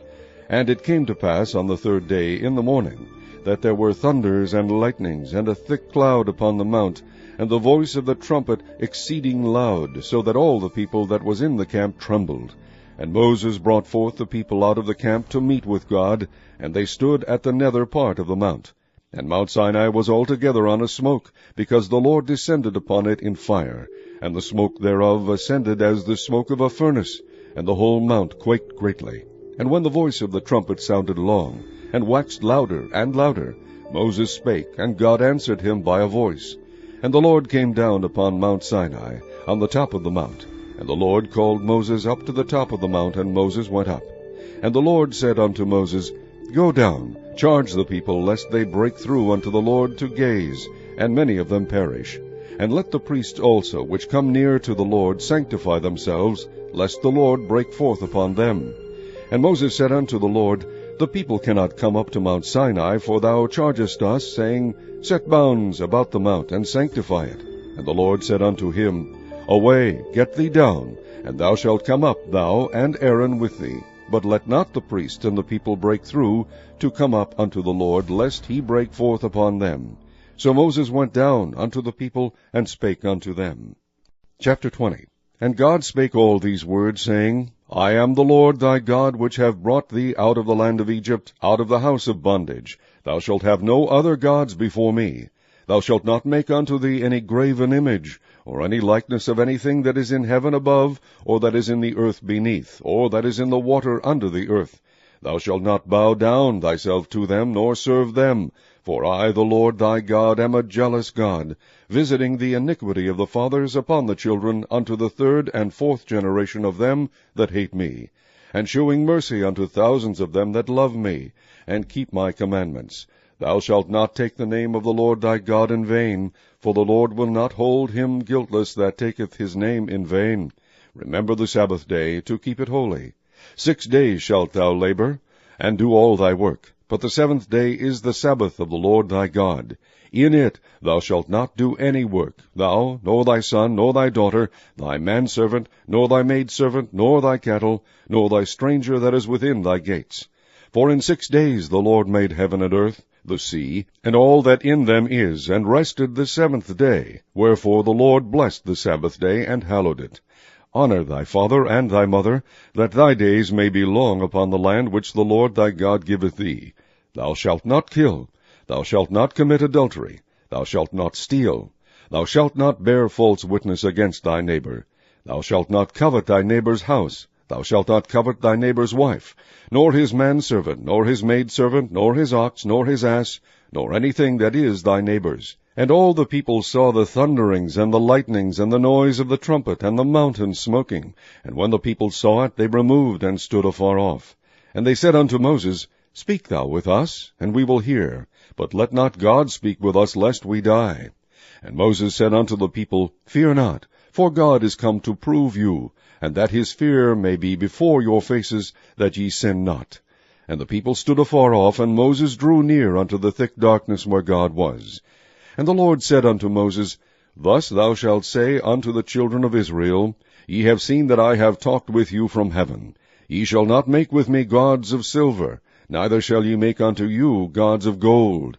An altar of earth thou shalt make unto me, and shalt sacrifice thereon thy burnt offerings, and thy peace offerings, thy sheep and thine oxen.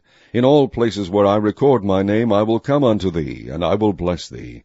And if thou wilt make me an altar of stone, thou shalt not build it of hewn stone, for if thou lift up thy tool upon it, thou hast polluted it. Neither shalt thou go up by steps unto mine altar, that thy nakedness be not discovered thereon. Chapter 21. Now these are the judgments which thou shalt set before them. If thou buy an Hebrew servant, 6 years he shall serve, and in the 7th he shall go out free for nothing. If he came in by himself, he shall go out by himself. If he were married, then his wife shall go out with him. If his master have given him a wife, and she have borne him sons or daughters, the wife and her children shall be her master's, and he shall go out by himself.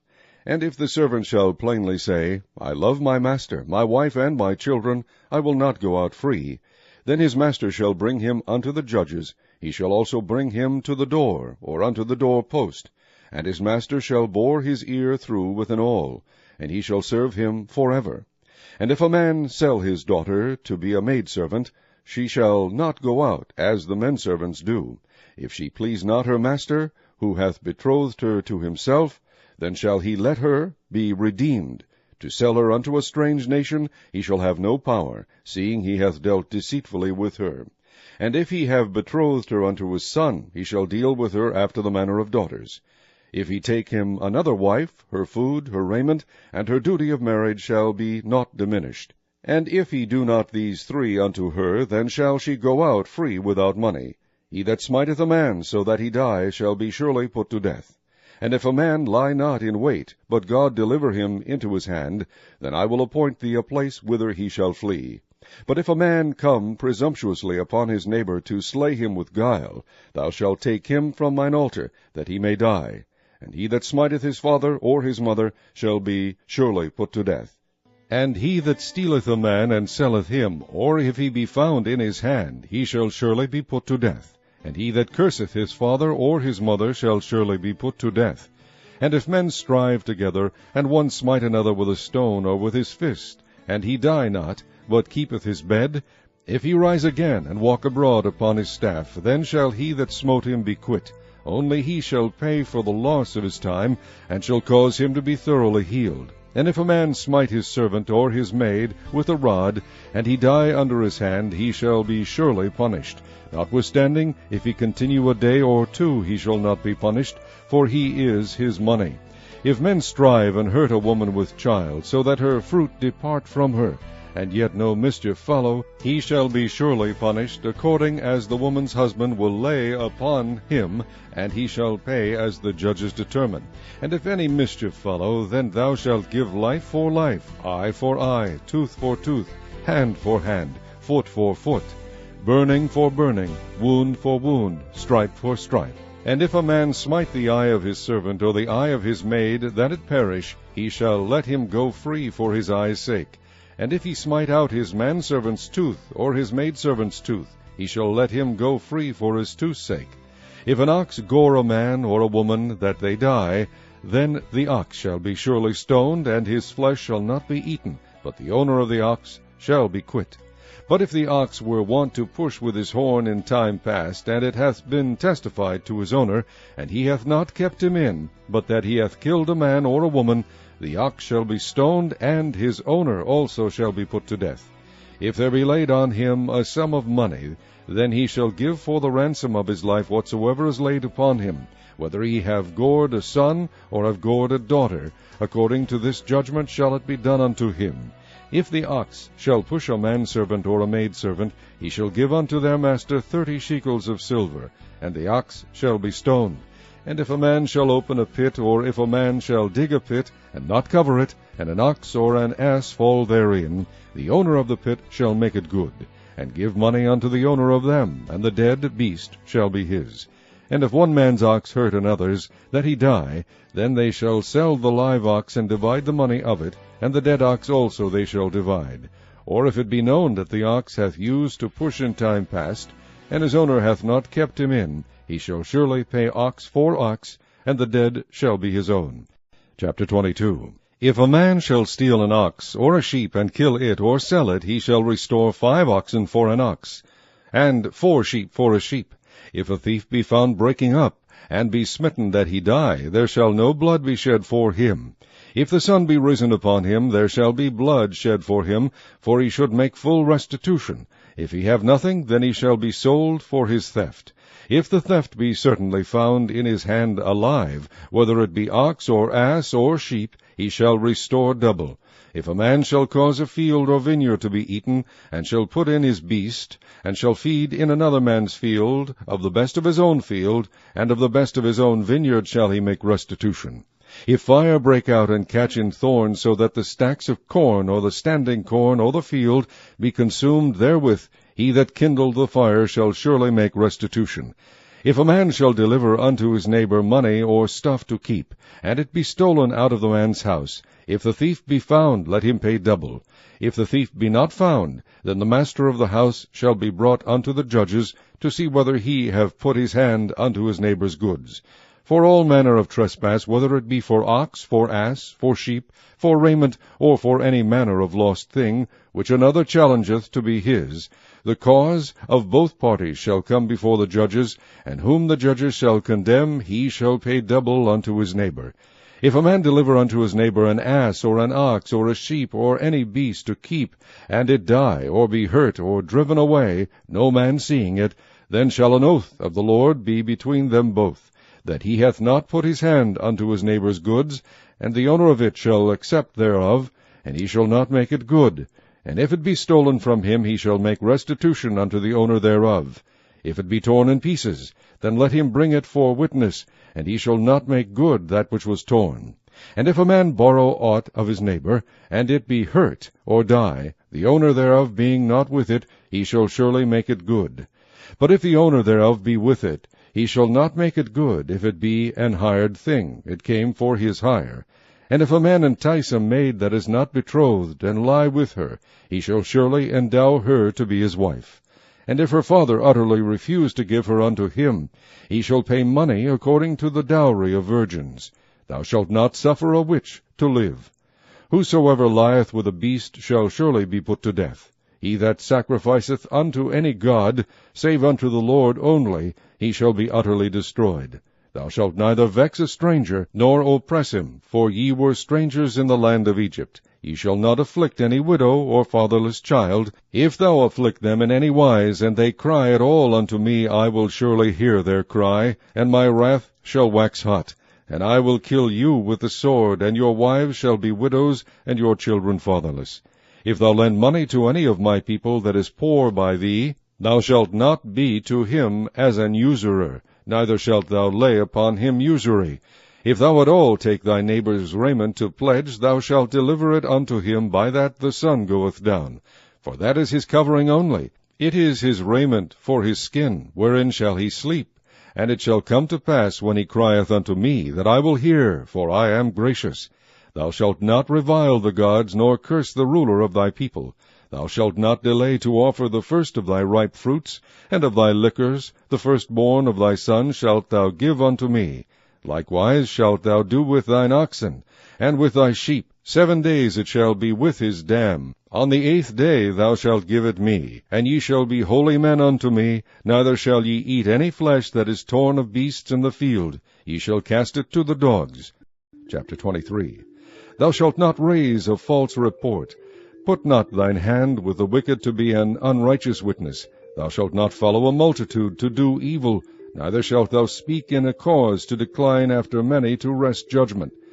Neither shalt thou countenance a poor man in his cause. If thou meet thine enemy's ox or his ass going astray, thou shalt surely bring it back to him again. If thou see the ass of him that hateth thee lying under his burden, and wouldest forbear to help him, thou shalt surely help with him. Thou shalt not wrest the judgment of thy poor in his cause. Keep thee far from a false matter, and the innocent and righteous slay thou not, for I will not justify the wicked. And thou shalt take no gift, for the gift blindeth the wise, and perverteth the words of the righteous. Also thou shalt not oppress a stranger, for ye know the heart of a stranger, seeing ye were strangers in the land of Egypt. And 6 years thou shalt sow thy land, and shalt gather in the fruits thereof. But the 7th year thou shalt let it rest, and lie still, that the poor of thy people may eat, and what they leave the beasts of the field shall eat. In like manner thou shalt deal with thy vineyard, and with thy oliveyard. 6 days thou shalt do thy work, and on the 7th day thou shalt rest, that thine ox and thine ass may rest, and the son of thy handmaid, and the stranger may be refreshed. And in all things that I have said unto you be circumspect, and make no mention of the name of other gods, neither let it be heard out of thy mouth. 3 times thou shalt keep a feast unto me in the year. Thou shalt keep the feast of unleavened bread. Thou shalt eat unleavened bread 7 days, as I commanded thee, in the time appointed of the month Abib. For in it thou camest out from Egypt, and none shall appear before me empty. And the feast of harvest, the first fruits of thy labors, which thou hast sown in the field, and the feast of ingathering, which is in the end of the year, when thou hast gathered in thy labors out of the field. 3 times in the year all thy male shall appear before the Lord God. Thou shalt not offer the blood of my sacrifice with leavened bread, neither shall the fat of my sacrifice remain until the morning. The first of the firstfruits of thy land thou shalt bring into the house of the Lord thy God. Thou shalt not seethe the kid in his mother's milk. Behold, I send an angel before thee, to keep thee in the way, and to bring thee into the place which I have prepared. Beware of him, and obey his voice. Provoke him not, for he will not pardon your transgressions, for my name is in him. But if thou shalt indeed obey his voice, and do all that I speak, then I will be an enemy unto thine enemies, and an adversary unto thine adversaries. For mine angel shall go before thee, and bring thee unto the Amorites, and the Hittites, and the Perizzites, and the Canaanites, the Hivites, and the Jebusites, and I will cut them off. Thou shalt not bow down to their gods, nor serve them, nor do after their works, but thou shalt utterly overthrow them, and quite break down their images. And ye shall serve the Lord your God, and he shall bless thy bread and thy water, and I will take sickness away from the midst of thee. There shall nothing cast their young, nor be barren in thy land. The number of thy days I will fulfill. I will send my fear before thee, and will destroy all the people to whom thou shalt come, and I will make all thine enemies turn their backs unto thee. And I will send hornets before thee, which shall drive out the Hivite, the Canaanite, and the Hittite from before thee. I will not drive them out from before thee in 1 year, lest the land become desolate, and the beasts of the field multiply against thee. By little and little I will drive them out from before thee, until thou be increased, and inherit the land. And I will set thy bounds from the Red Sea even unto the sea of the Philistines, and from the desert unto the river. For I will deliver the inhabitants of the land into your hand, and thou shalt drive them out before thee. Thou shalt make no covenant with them, nor with their gods. They shall not dwell in thy land, lest they make thee sin against me. For if thou serve their gods, it will surely be a snare unto thee. Chapter 24. And he said unto Moses, Come up unto the Lord, thou and Aaron, Nadab, and Abihu, and 70 of the elders of Israel, and worship ye afar off.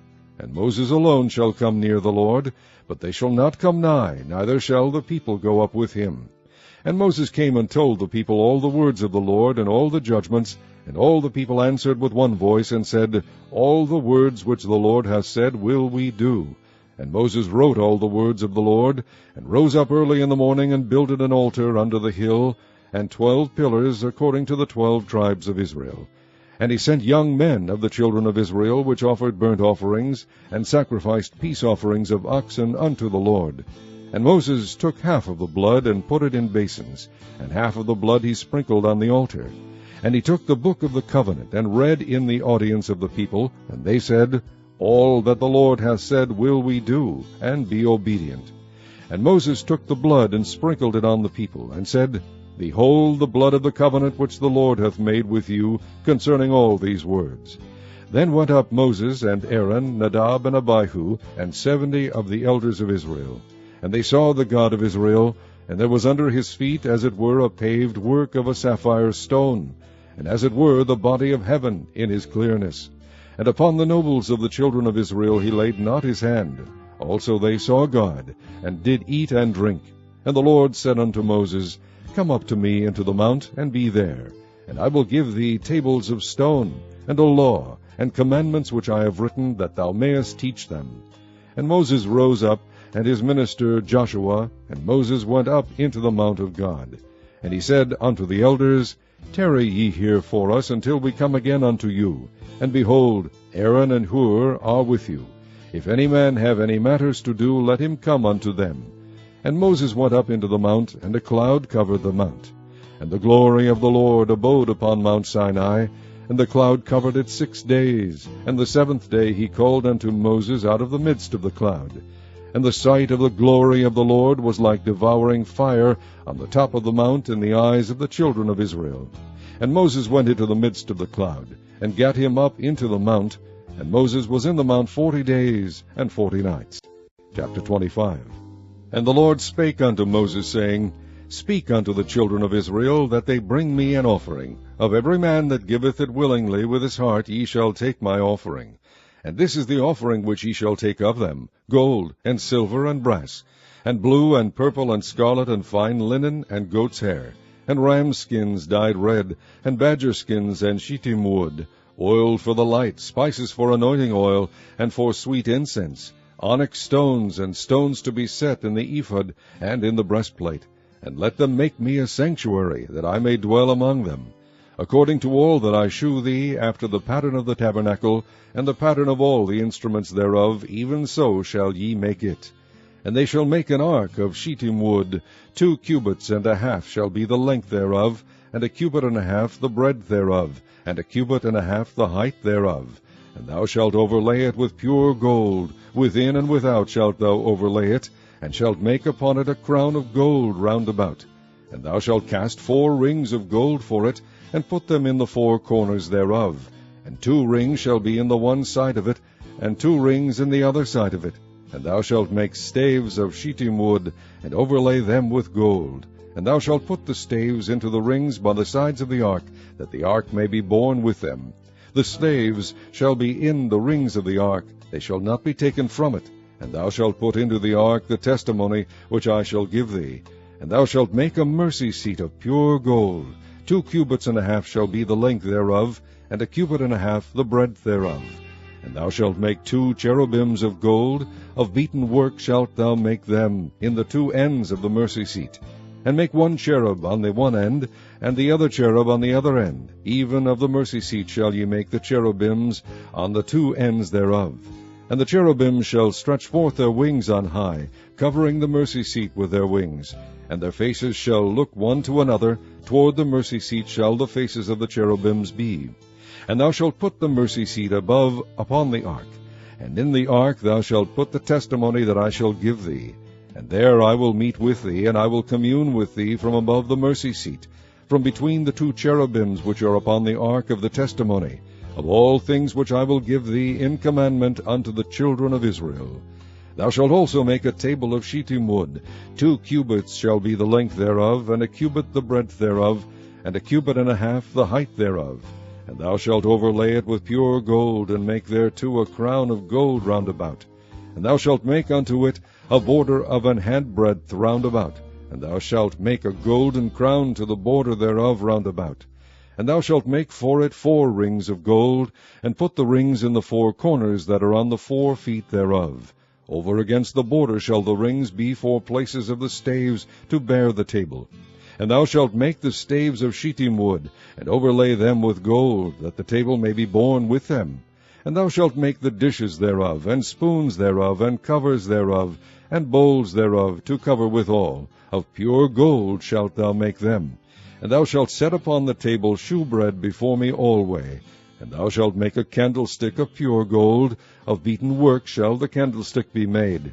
His shaft, and his branches, his bowls, his knobs, and his flowers shall be of the same. And 6 branches shall come out of the sides of it, 3 branches of the candlestick out of the one side, and 3 branches of the candlestick out of the other side. 3 bowls made like unto almonds, with a knop and a flower in one branch, and 3 bowls made like almonds in the other branch, with a knop and a flower.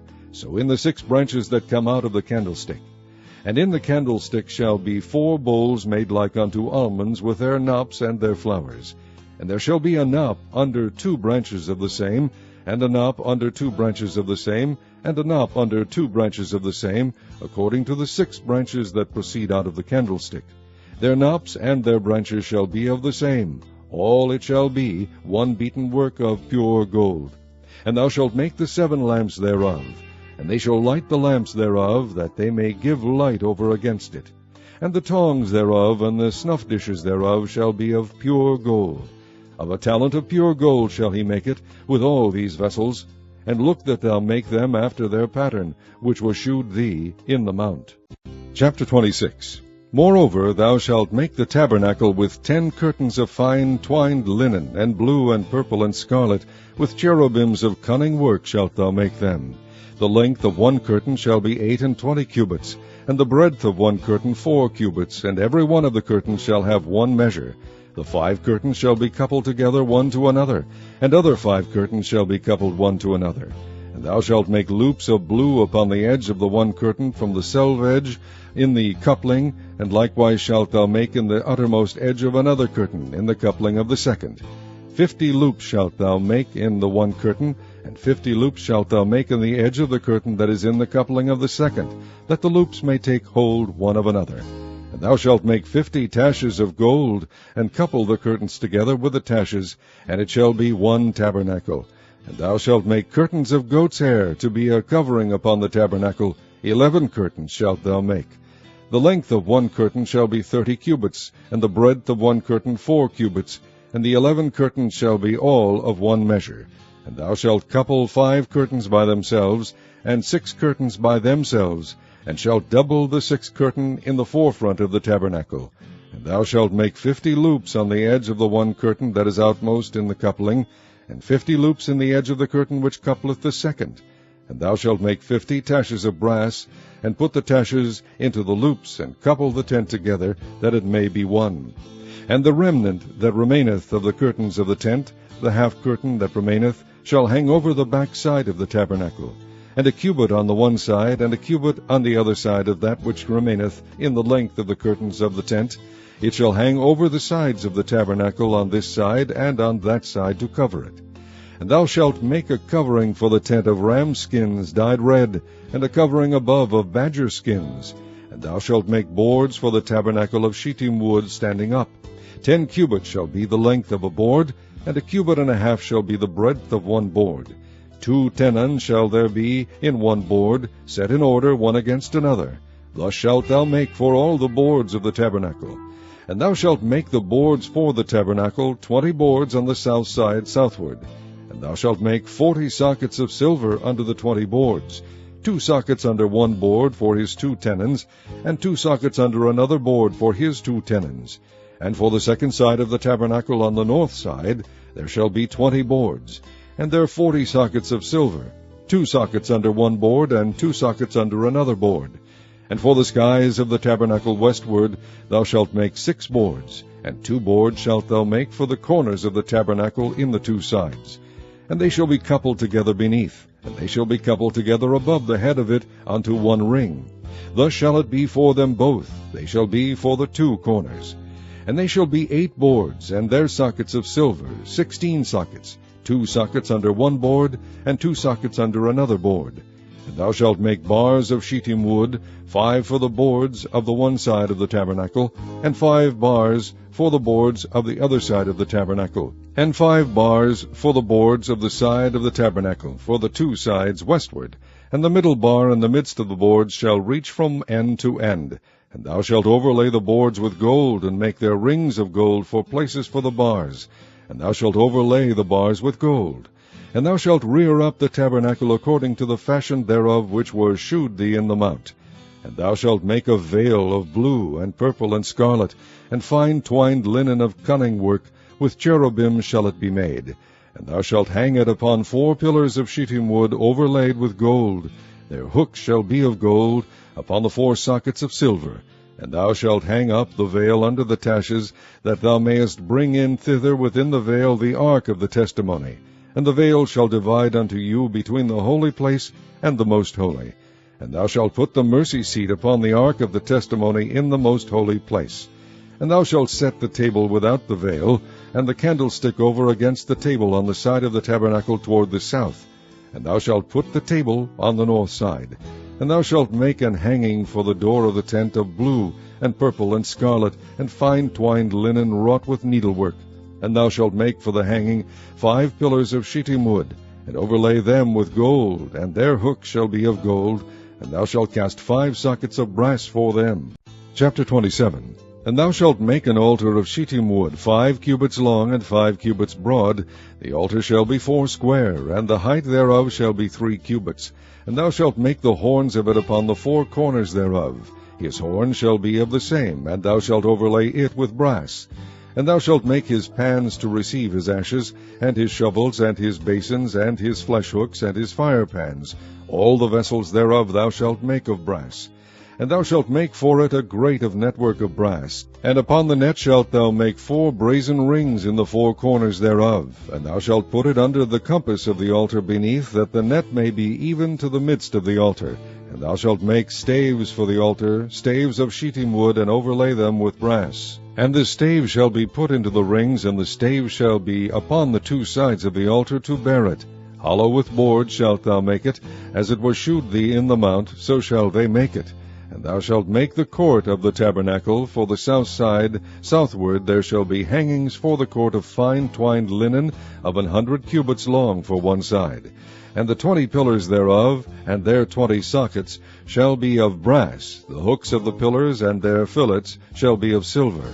And likewise for the north side in length there shall be hangings of 100 cubits long. And his 20 pillars and their 20 sockets of brass, the hooks of the pillars and their fillets of silver. And for the breadth of the court on the west side shall be hangings of 50 cubits, their pillars 10, and their sockets 10.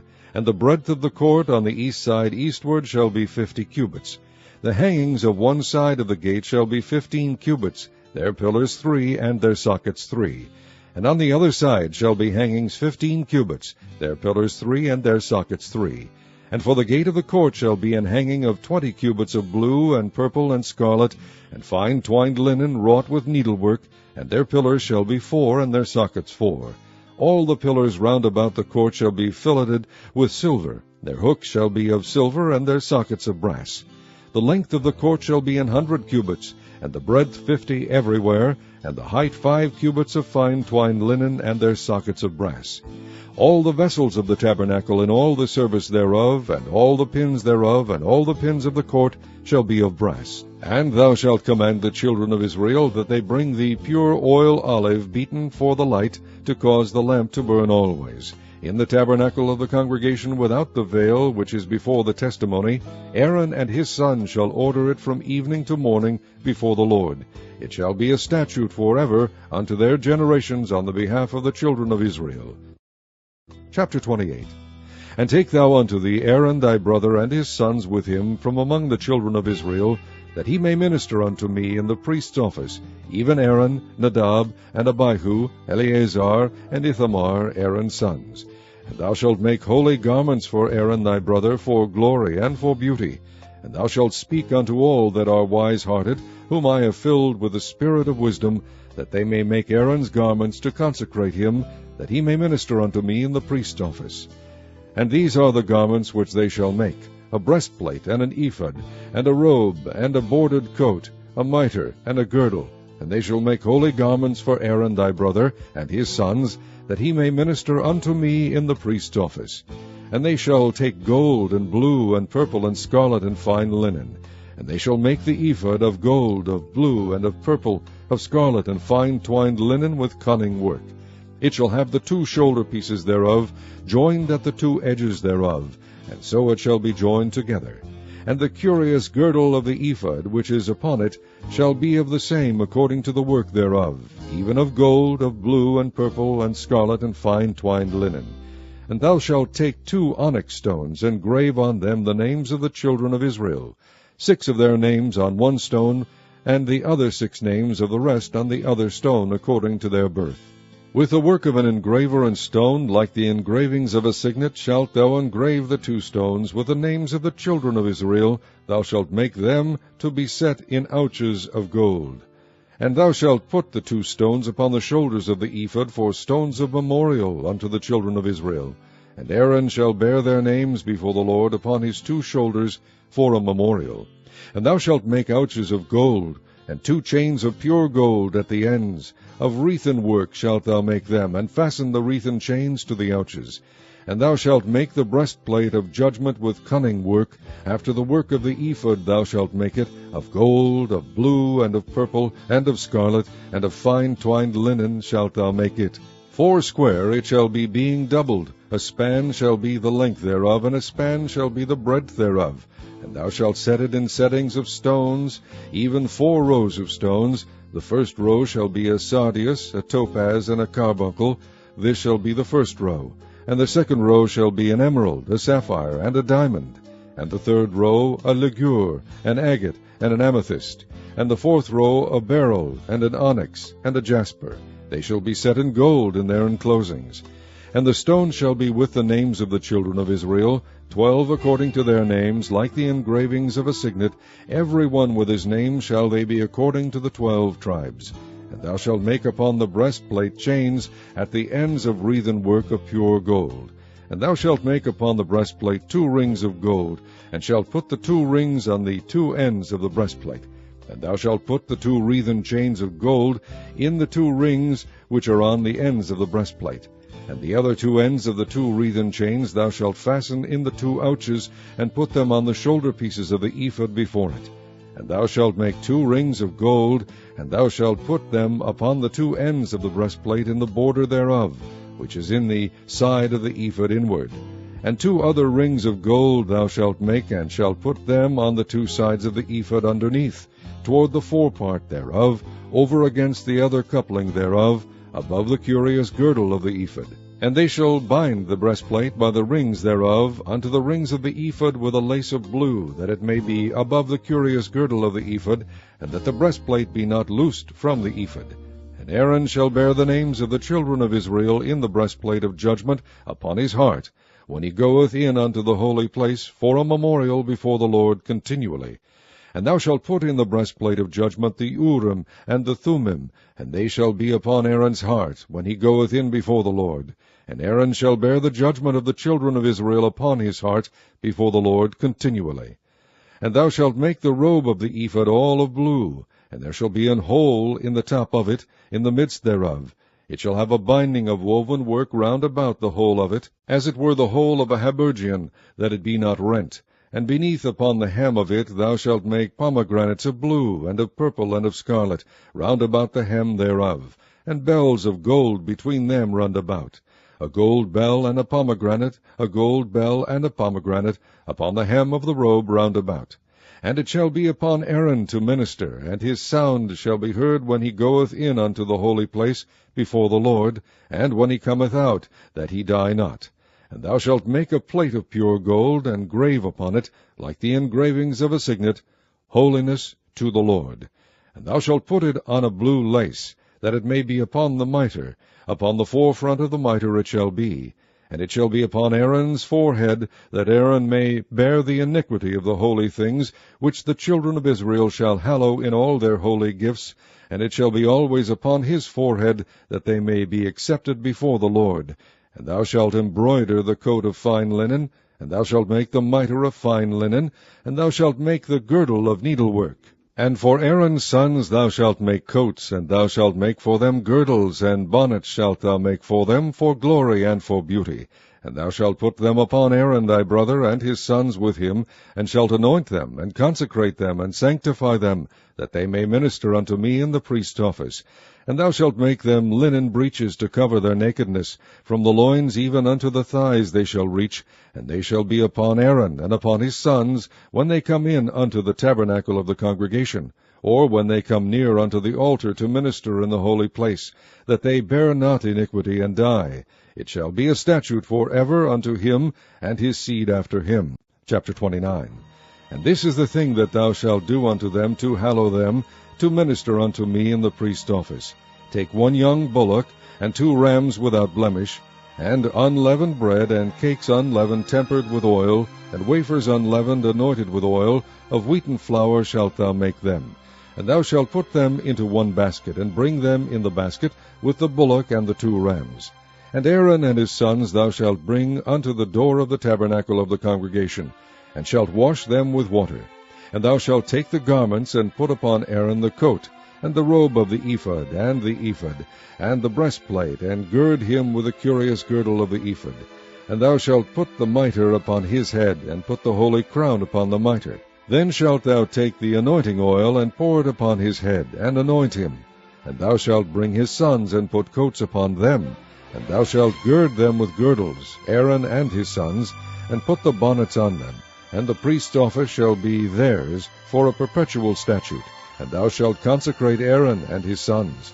And thou shalt cause a bullock to be brought before the tabernacle of the congregation, and Aaron and his sons shall put their hands upon the head of the bullock. And thou shalt kill the bullock before the Lord by the door of the tabernacle of the congregation. And thou shalt take of the blood of the bullock, and put it upon the horns of the altar with thy finger, and pour all the blood beside the bottom of the altar.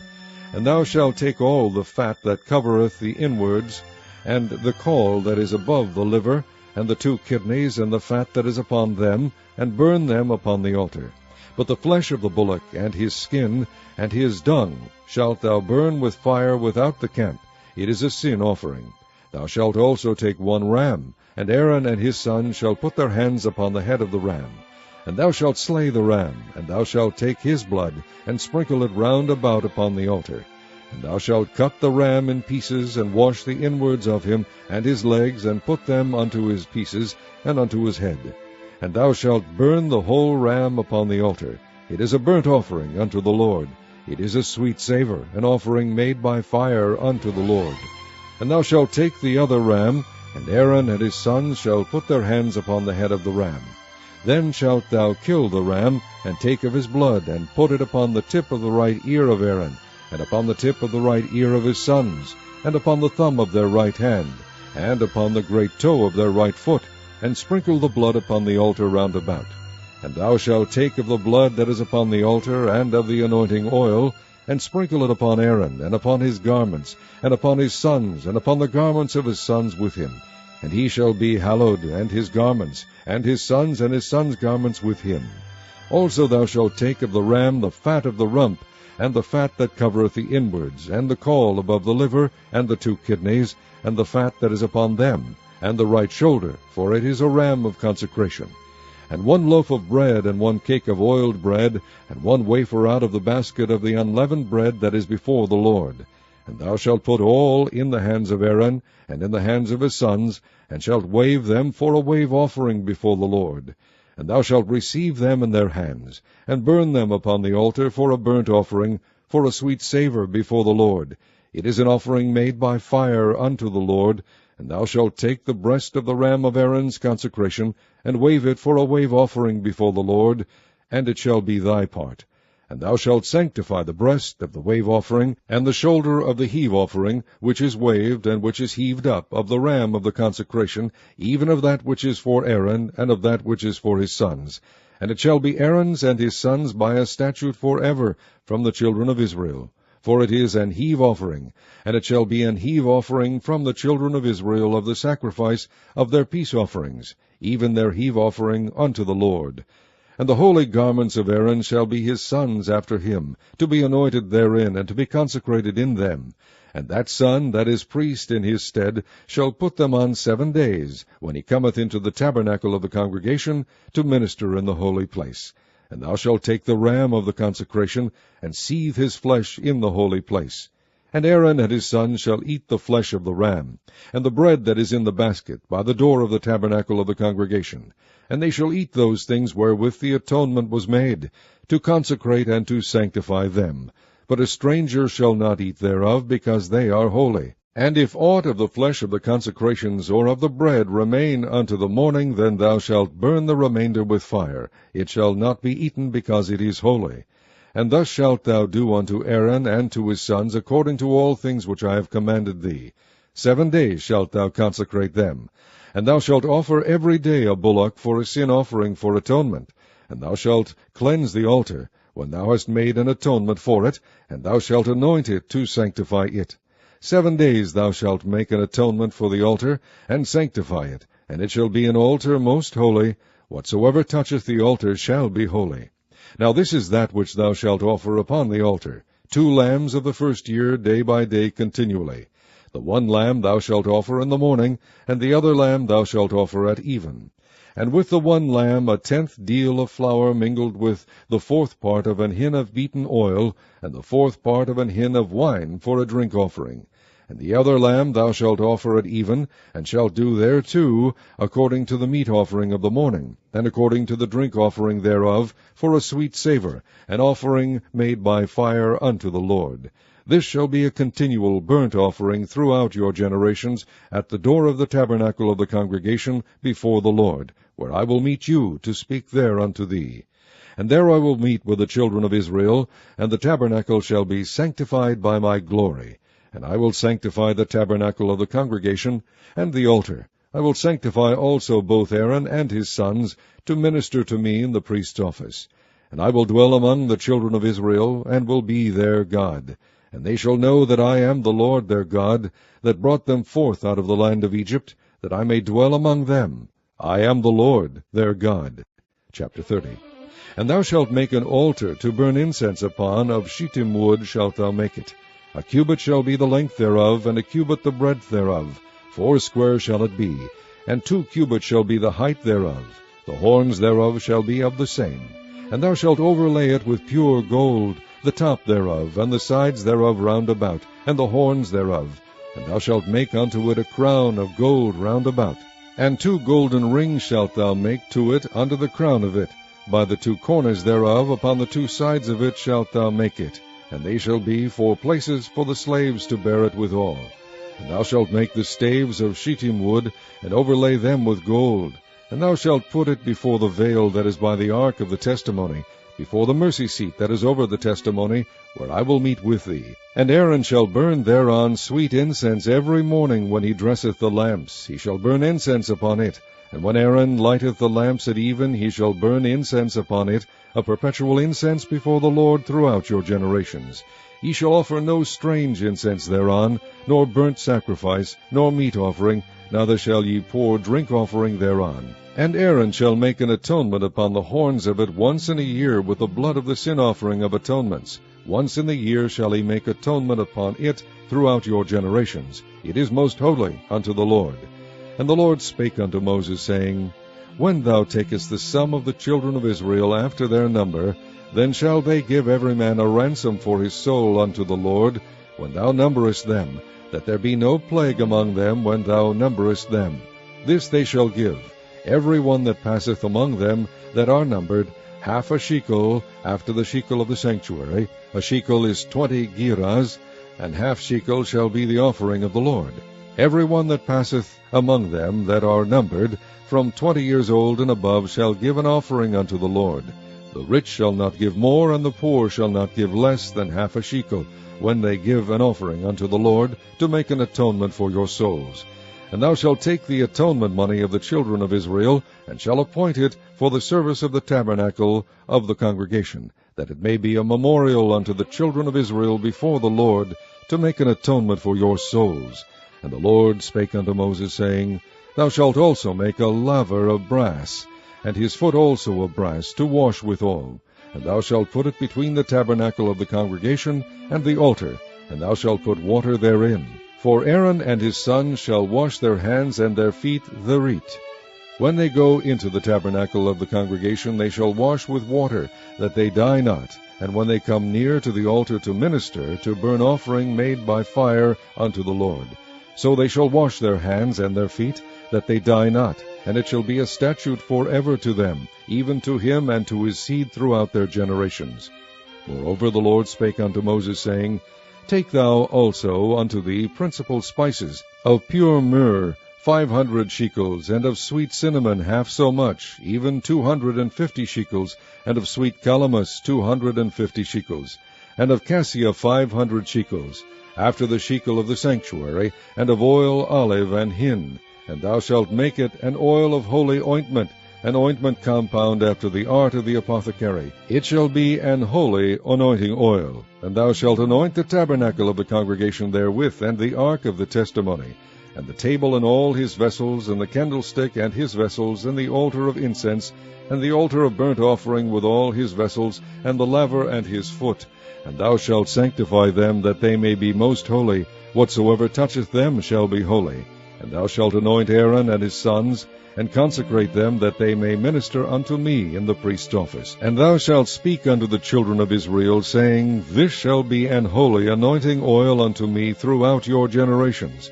Upon man's flesh shall it not be poured, neither shall ye make any other like it. After the composition of it, it is holy, and it shall be holy unto you. Whosoever compoundeth any like it, or whosoever putteth any of it upon a stranger, shall even be cut off from his people. And the Lord said unto Moses, Take unto the sweet spices, stacte, and onycha, and galbanum, these sweet spices with pure frankincense, of each shall there be a like weight. And thou shalt make it a perfume, a confection after the art of the apothecary, tempered together, pure and holy. And thou shalt beat some of it very small, and put of it before the testimony in the tabernacle of the congregation, where I will meet with thee. It shall be unto you most holy. And as for the perfume which thou shalt make, ye shall not make to yourselves according to the composition thereof. It shall be unto thee holy for the Lord. Whosoever shall make like unto that, to smell thereto, shall even be cut off from his people. Chapter 31. And the Lord spake unto Moses, saying, See, I have called by name Bezaleel, the son of Uri, the son of Hur, of the tribe of Judah. And I have filled him with the Spirit of God in wisdom, and in understanding, and in knowledge, and in all manner of workmanship, to devise cunning works, to work in gold, and in silver, and in brass, and in cutting of stones to set them, and in carving of timber, to work in all manner of workmanship. And I, behold, I have given with him Aholiab, the son of Ahisamach, of the tribe of Dan. And in the hearts of all that are wise-hearted I have put wisdom, that they may make all that I have commanded thee, the tabernacle of the congregation, and the ark of the testimony, and the mercy seat that is thereupon, and all the furniture of the tabernacle, and the table and his furniture, and the pure candlestick with all his furniture, and the altar of incense, and the altar of burnt offering with all his furniture, and the laver and his foot, and the cloths of service, and the holy garments for Aaron the priest, and the garments of his sons, to minister in the priest's office, and the anointing oil, and sweet incense for the holy place, according to all that I have commanded thee shall they do. And the Lord spake unto Moses, saying, Speak thou also unto the children of Israel, saying, Verily my Sabbaths ye shall keep, for it is a sign between me and you throughout your generations, that ye may know that I am the Lord that doth sanctify you. Ye shall keep the Sabbath therefore, for it is holy unto you. Every one that defileth it shall surely be put to death. For whosoever doeth any work therein, that soul shall be cut off from among his people. 6 days may work be done, but in the 7th is the Sabbath of rest, holy to the Lord. Whosoever doeth any work in the Sabbath day, he shall surely be put to death. Wherefore the children of Israel shall keep the Sabbath, to observe the Sabbath throughout their generations for a perpetual covenant. It is a sign between me and the children of Israel forever. For in 6 days the Lord made heaven and earth, and on the 7th day he rested and was refreshed.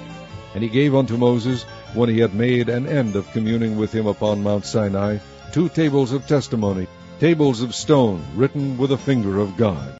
Chapter 32.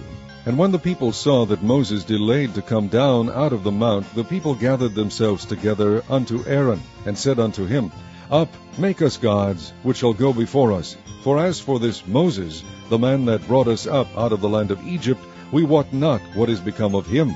And Aaron said unto them, Break off the golden earrings which are in the ears of your wives, of your sons, and of your daughters, and bring them unto me. And all the people brake off the golden earrings which were in their ears, and brought them unto Aaron. And he received them at their hand, and fashioned it with a graving tool, after he had made it a molten calf. And they said, These be thy gods, O Israel, which brought thee up out of the land of Egypt. And when Aaron saw it, he built an altar before it, and Aaron made proclamation, and said, Tomorrow is a feast to the Lord. And they rose up early on the morrow, and offered burnt offerings, and brought peace offerings. And the people sat down to eat and to drink, and rose up to play. And the Lord said unto Moses, Go, get thee down, for thy people which thou broughtest out of the land of Egypt have corrupted themselves. They have turned aside quickly out of the way which I commanded them. They have made them a molten calf, and have worshipped it, and have sacrificed thereunto, and said, These be thy gods, O Israel, which have brought thee up out of the land of Egypt. And the Lord said unto Moses, I have seen this people, and behold, it is a stiff-necked people. Now therefore let me alone, that my wrath may wax hot against them, and that I may consume them, and I will make of thee a great nation. And Moses besought the Lord his God, and said, Lord, why doth thy wrath wax hot against thy people, which thou hast brought forth out of the land of Egypt with great power and with a mighty hand? Wherefore should the Egyptians speak and say, For mischief did he bring them out, to slay them in the mountains, and to consume them from the face of the earth? Turn from thy fierce wrath, and repent of this evil against thy people.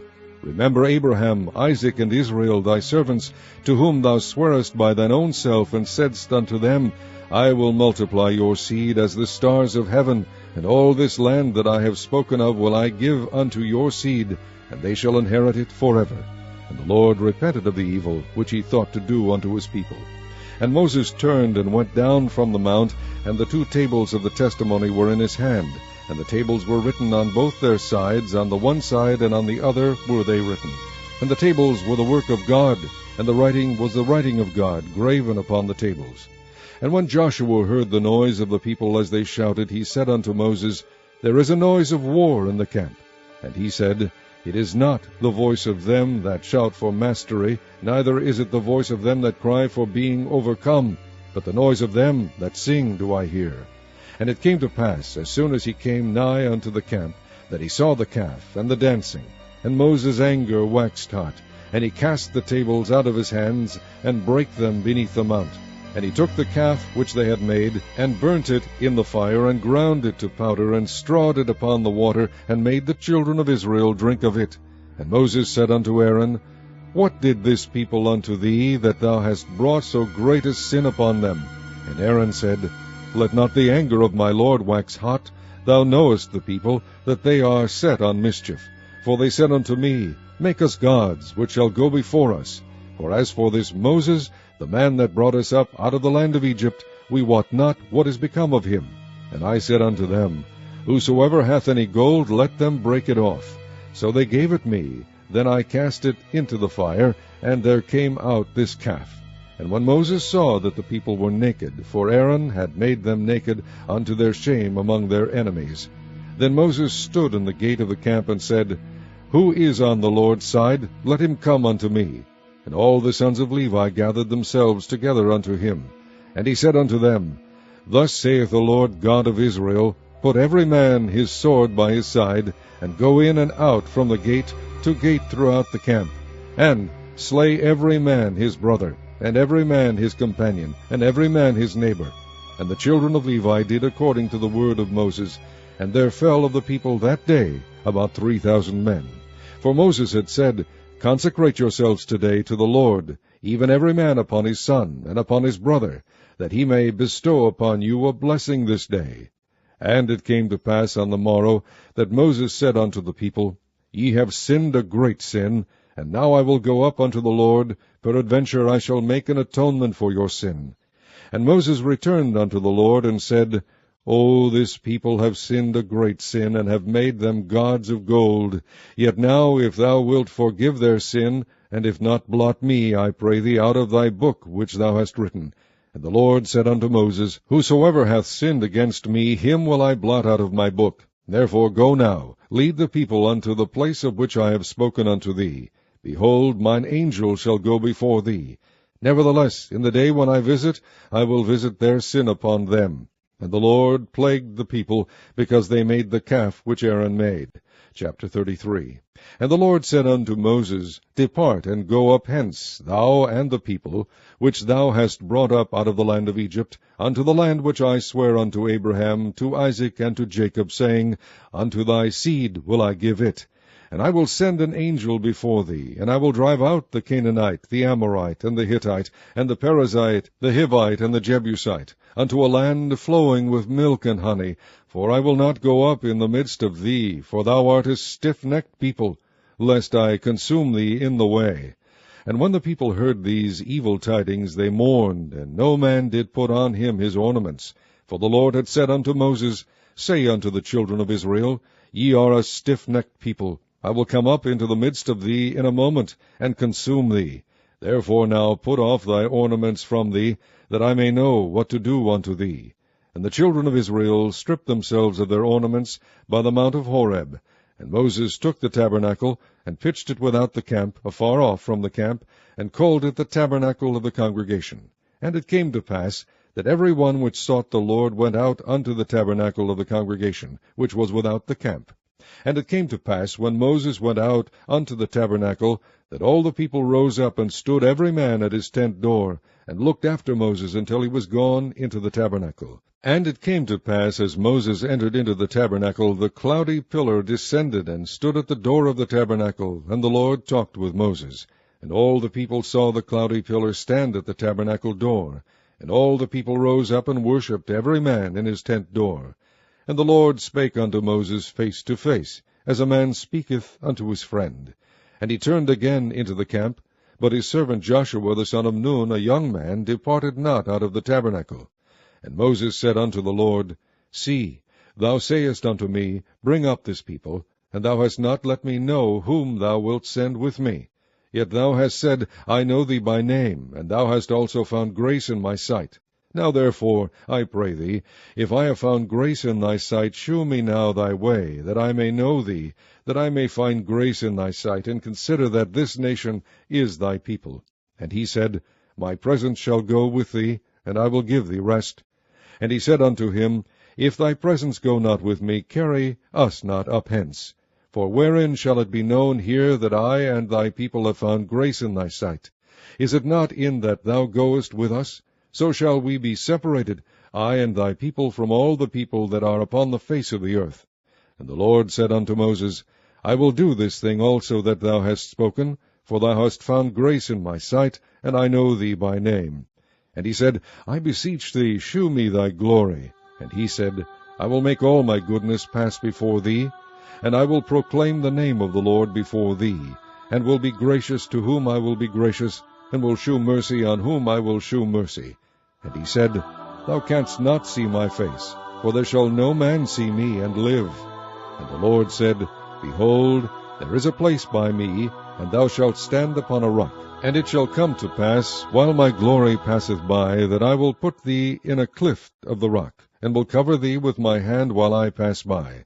And I will take away mine hand, and thou shalt see my back parts, but my face shall not be seen.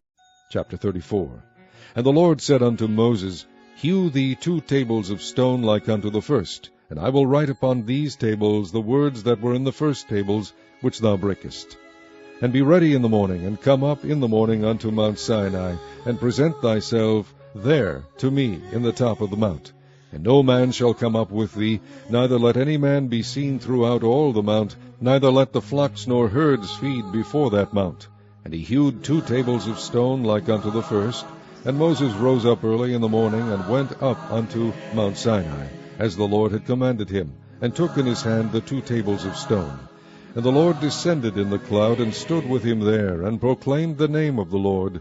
And the Lord passed by before him, and proclaimed, the Lord God, merciful and gracious, long-suffering, and abundant in goodness and truth, keeping mercy for thousands, forgiving iniquity and transgression and sin, and that will by no means clear the guilty, visiting the iniquity of the fathers upon the children, and upon the children's children unto the 3rd and to the 4th generation. And Moses made haste, and bowed his head toward the earth, and worshipped. And he said, If now I have found grace in thy sight, O Lord, let my Lord, I pray thee, go among us. For it is a stiff-necked people, and pardon our iniquity and our sin, and take us for thine inheritance. And he said, Behold, I make a covenant. Before all thy people I will do marvels, such as have not been done in all the earth, nor in any nation. And all the people among which thou art shall see the work of the Lord, for it is a terrible thing that I will do with thee. Observe thou that which I command thee this day. Behold, I drive out before thee the Amorite, and the Canaanite, and the Hittite, and the Perizzite, and the Hivite, and the Jebusite. Take heed to thyself, lest thou make a covenant with the inhabitants of the land whither thou goest, lest it be for a snare in the midst of thee. But ye shall destroy their altars, break their images, and cut down their groves. For thou shalt worship no other God, for the Lord, whose name is jealous, is a jealous God. lest thou make a covenant with the inhabitants of the land, and they go a-whoring after their gods, and do sacrifice unto their gods, and one call thee, and thou eat of his sacrifice. And thou take of their daughters unto thy sons, and their daughters go a-whoring after their gods, and make thy sons go a-whoring after their gods. Thou shalt make thee no molten gods. The feast of unleavened bread shalt thou keep. 7 days thou shalt eat unleavened bread, as I commanded thee, in the time of the month Abib, for in the month Abib thou camest out from Egypt. All that openeth the matrix is mine, and every firstling among thy cattle, whether ox or sheep, that is male. But the firstling of an ass thou shalt redeem with a lamb, and if thou redeem him not, then shalt thou break his neck. All the firstborn of thy sons thou shalt redeem, and none shall appear before me empty. 6 days thou shalt work, but on the 7th day thou shalt rest. In earing time and in harvest thou shalt rest. And thou shalt observe the feast of weeks, of the first fruits of wheat harvest, and the feast of ingathering at the year's end. Thrice in the year shall all your men children appear before the Lord God, the God of Israel. For I will cast out the nations before thee, and enlarge thy borders. Neither shall any man desire thy land, when thou shalt go up to appear before the Lord thy God thrice in the year. Thou shalt not offer the blood of my sacrifice with leaven, neither shall the sacrifice of the feast of the Passover be left unto the morning. The first of the firstfruits of thy land thou shalt bring unto the house of the Lord thy God. Thou shalt not see the kid in his mother's milk. And the Lord said unto Moses, Write thou these words, for after the tenor of these words I have made a covenant with thee and with Israel. And he was there with the Lord 40 days and 40 nights. He did neither eat bread nor drink water. And he wrote upon the tables the words of the covenant, the 10 commandments.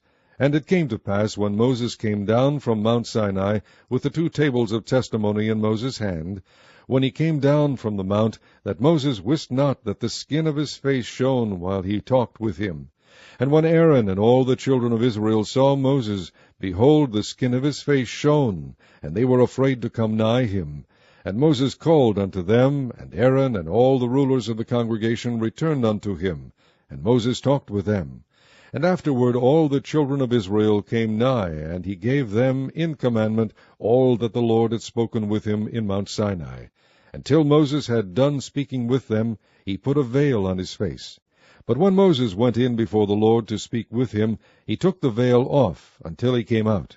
And he came out, and spake unto the children of Israel that which he was commanded. And the children of Israel saw the face of Moses, that the skin of Moses' face shone. And Moses put the veil upon his face again, until he went in to speak with him.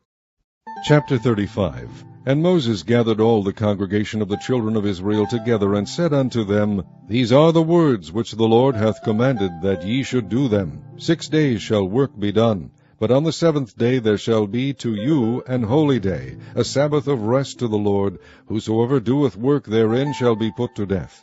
Ye shall kindle no fire throughout your habitations upon the Sabbath day. And Moses spake unto all the congregation of the children of Israel, saying, This is the thing which the Lord commanded, saying, Take ye from among you an offering unto the Lord.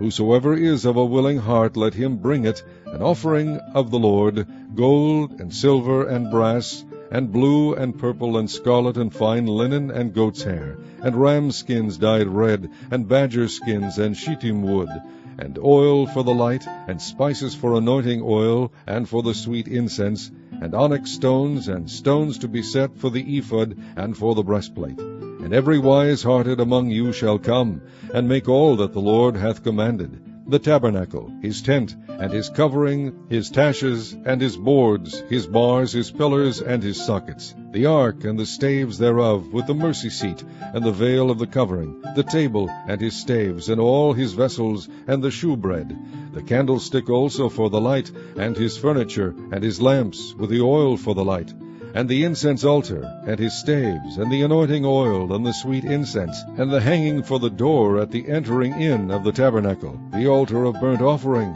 with his brazen grate, his staves, and all his vessels, the laver, and his foot, the hangings of the court, his pillars and their sockets, and the hanging for the door of the court, the pins of the tabernacle, and the pins of the court and their cords, the cloths of service, to do service in the holy place, the holy garments for Aaron the priest, and the garments of his sons, to minister in the priest's office.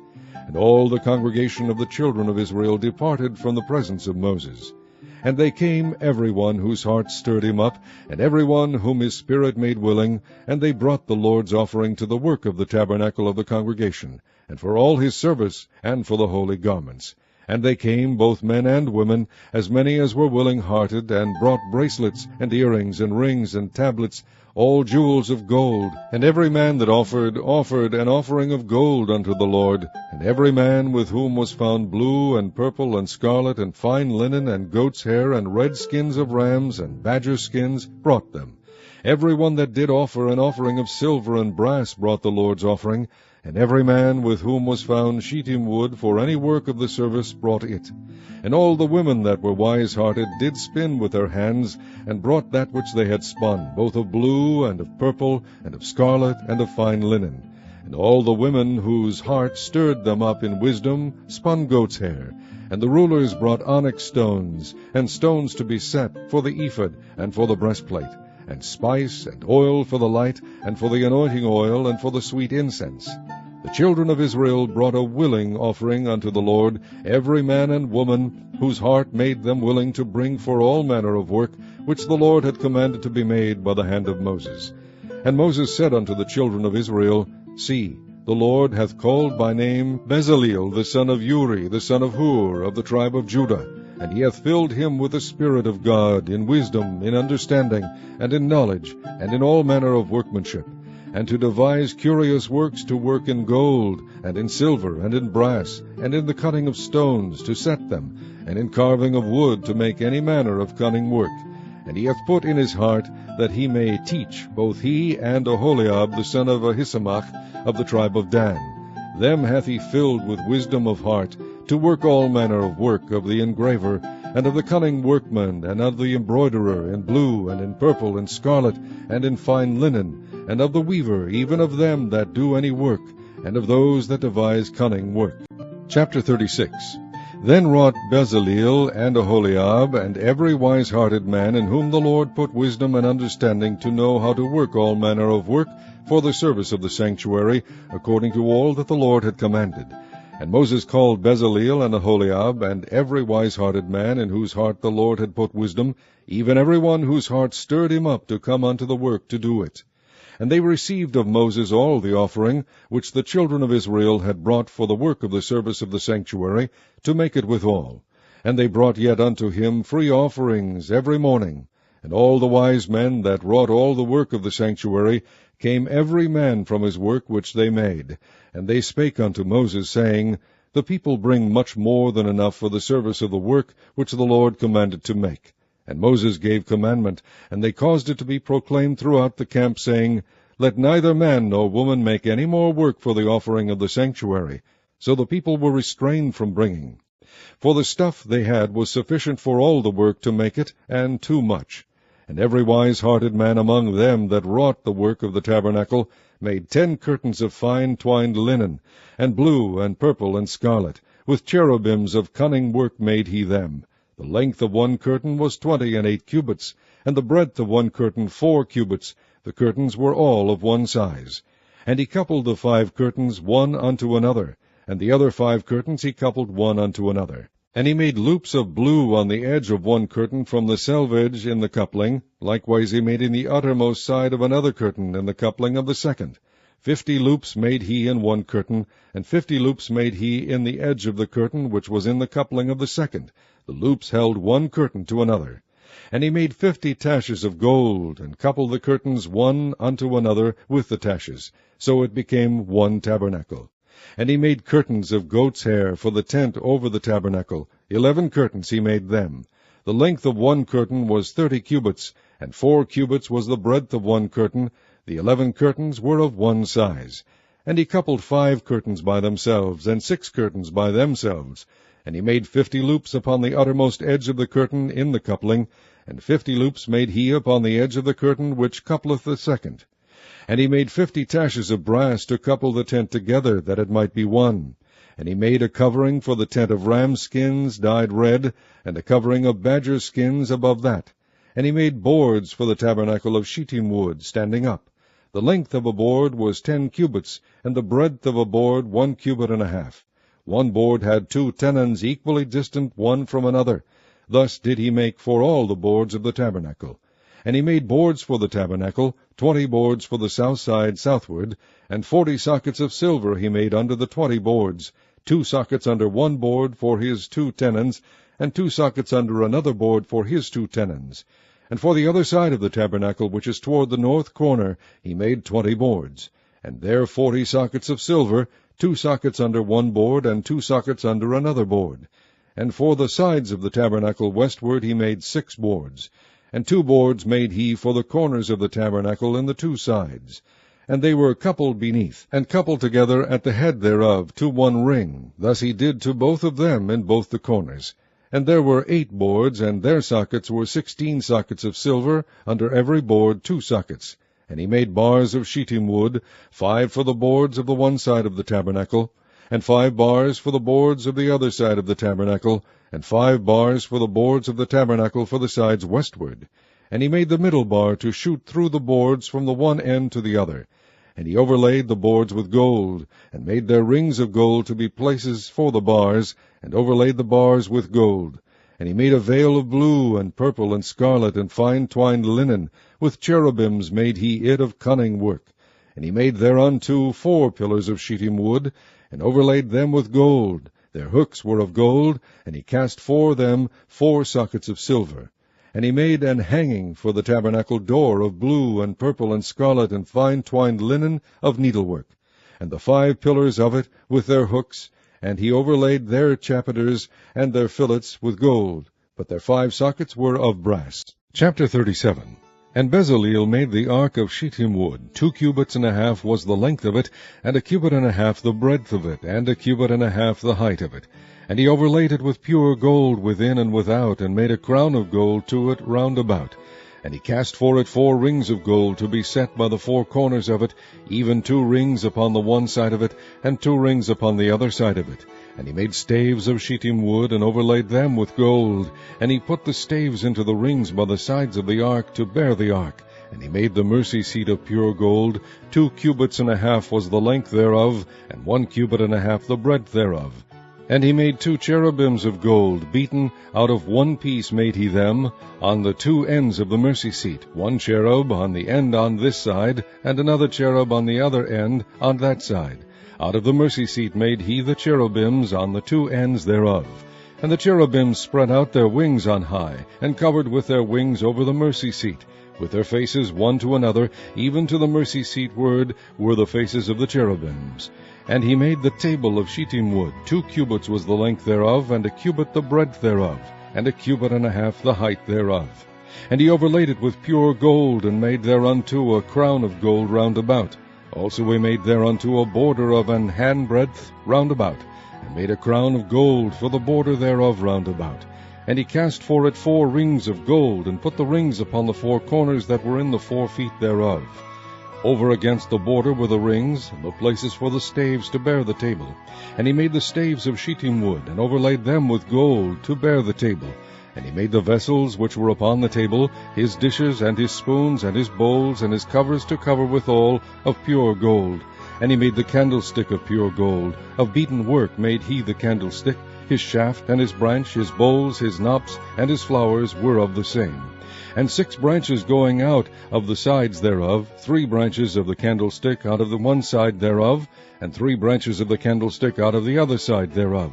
3 bowls made after the fashion of almonds in one branch, a knop and a flower, and 3 bowls made like almonds in another branch, a knop and a flower, so throughout the 6 branches going out of the candlestick. And in the candlestick were 4 bowls made like almonds, his knops and his flowers, and a knop under 2 branches of the same, and a knop under 2 branches of the same, and a knop under 2 branches of the same, according to the 6 branches going out of it. Their knops and their branches were of the same. All of it was one beaten work of pure gold. And he made his 7 lamps and his snuffers and his snuff dishes of pure gold. Of a talent of pure gold made he it and all the vessels thereof. And he made the incense altar of shittim wood. The length of it was a cubit, and the breadth of it a cubit. It was 4 square, and 2 cubits was the height of it. The horns thereof were of the same. And he overlaid it with pure gold, both the top of it and the sides thereof round about, and the horns of it. Also he made unto it a crown of gold round about. And he made 2 rings of gold for it under the crown thereof, by the 2 corners of it, upon the 2 sides thereof, to be places for the staves to bear it withal. And he made the staves of shittim wood, and overlaid them with gold. And he made the holy anointing oil, and the pure incense of sweet spices, according to the work of the apothecary. Chapter 38. And he made the altar of burnt offering of shittim wood. 5 cubits was the length thereof, and 5 cubits the breadth thereof. It was 4 square, and 3 cubits the height thereof. And he made the horns thereof on the 4 corners of it. The horns thereof were of the same, and he overlaid it with brass. And he made all the vessels of the altar, the pots, and the shovels, and the basins, and the flesh hooks, and the fire pans. All the vessels thereof made he of brass. And he made for the altar a brazen grate of network under the compass thereof, beneath unto the midst of it. And he cast 4 rings for the 4 ends of the grate of brass, to be places for the staves. And he made the staves of shittim wood, and overlaid them with brass. And he put the staves into the rings on the sides of the altar, to bear it withal. He made the altar hollow, with boards. And he made the laver of brass, and the foot of it of brass, of the looking glass of the women assembling, which assembled all the door of the tabernacle of the congregation. And he made the court on the south side southward. The hangings of the court were of fine twined linen, 100 cubits. Their pillars were 20, and their brazen sockets 20. The hooks of the pillars and their fillets were of silver. And for the north side the hangings were 100 cubits. Their pillars were 20, and their sockets of brass 20. The hooks of the pillars and their fillets of silver. And for the west side were hangings of 50 cubits. Their pillars 10, and their sockets 10. The hooks of the pillars and their fillets of silver. And for the east side eastward 50 cubits. The hangings of the one side of the gate were 15 cubits, their pillars 3, and their sockets 3. And for the other side of the court gate, on this hand and that hand, were hangings of 15 cubits, their pillars 3, and their sockets 3.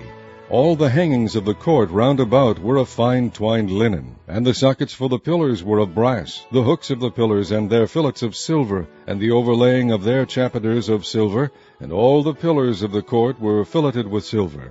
And the hanging for the gate of the court was needlework of blue and purple and scarlet and fine twined linen. And 20 cubits was the length, and the height in the breadth was 5 cubits, answerable to the hangings of the court. And their pillars were 4, and their sockets of brass 4, their hooks of silver, and the overlaying of their chapiters and their fillets of silver. And all the pins of the tabernacle and the court round about were of brass. This is the sum of the tabernacle, even of the tabernacle of testimony, as it was counted, according to the commandment of Moses, for the service of the Levites, by the hand of Ithamar, son to Aaron the priest. And Bezaleel, the son of Uri, the son of Hur, of the tribe of Judah, made all that the Lord commanded Moses.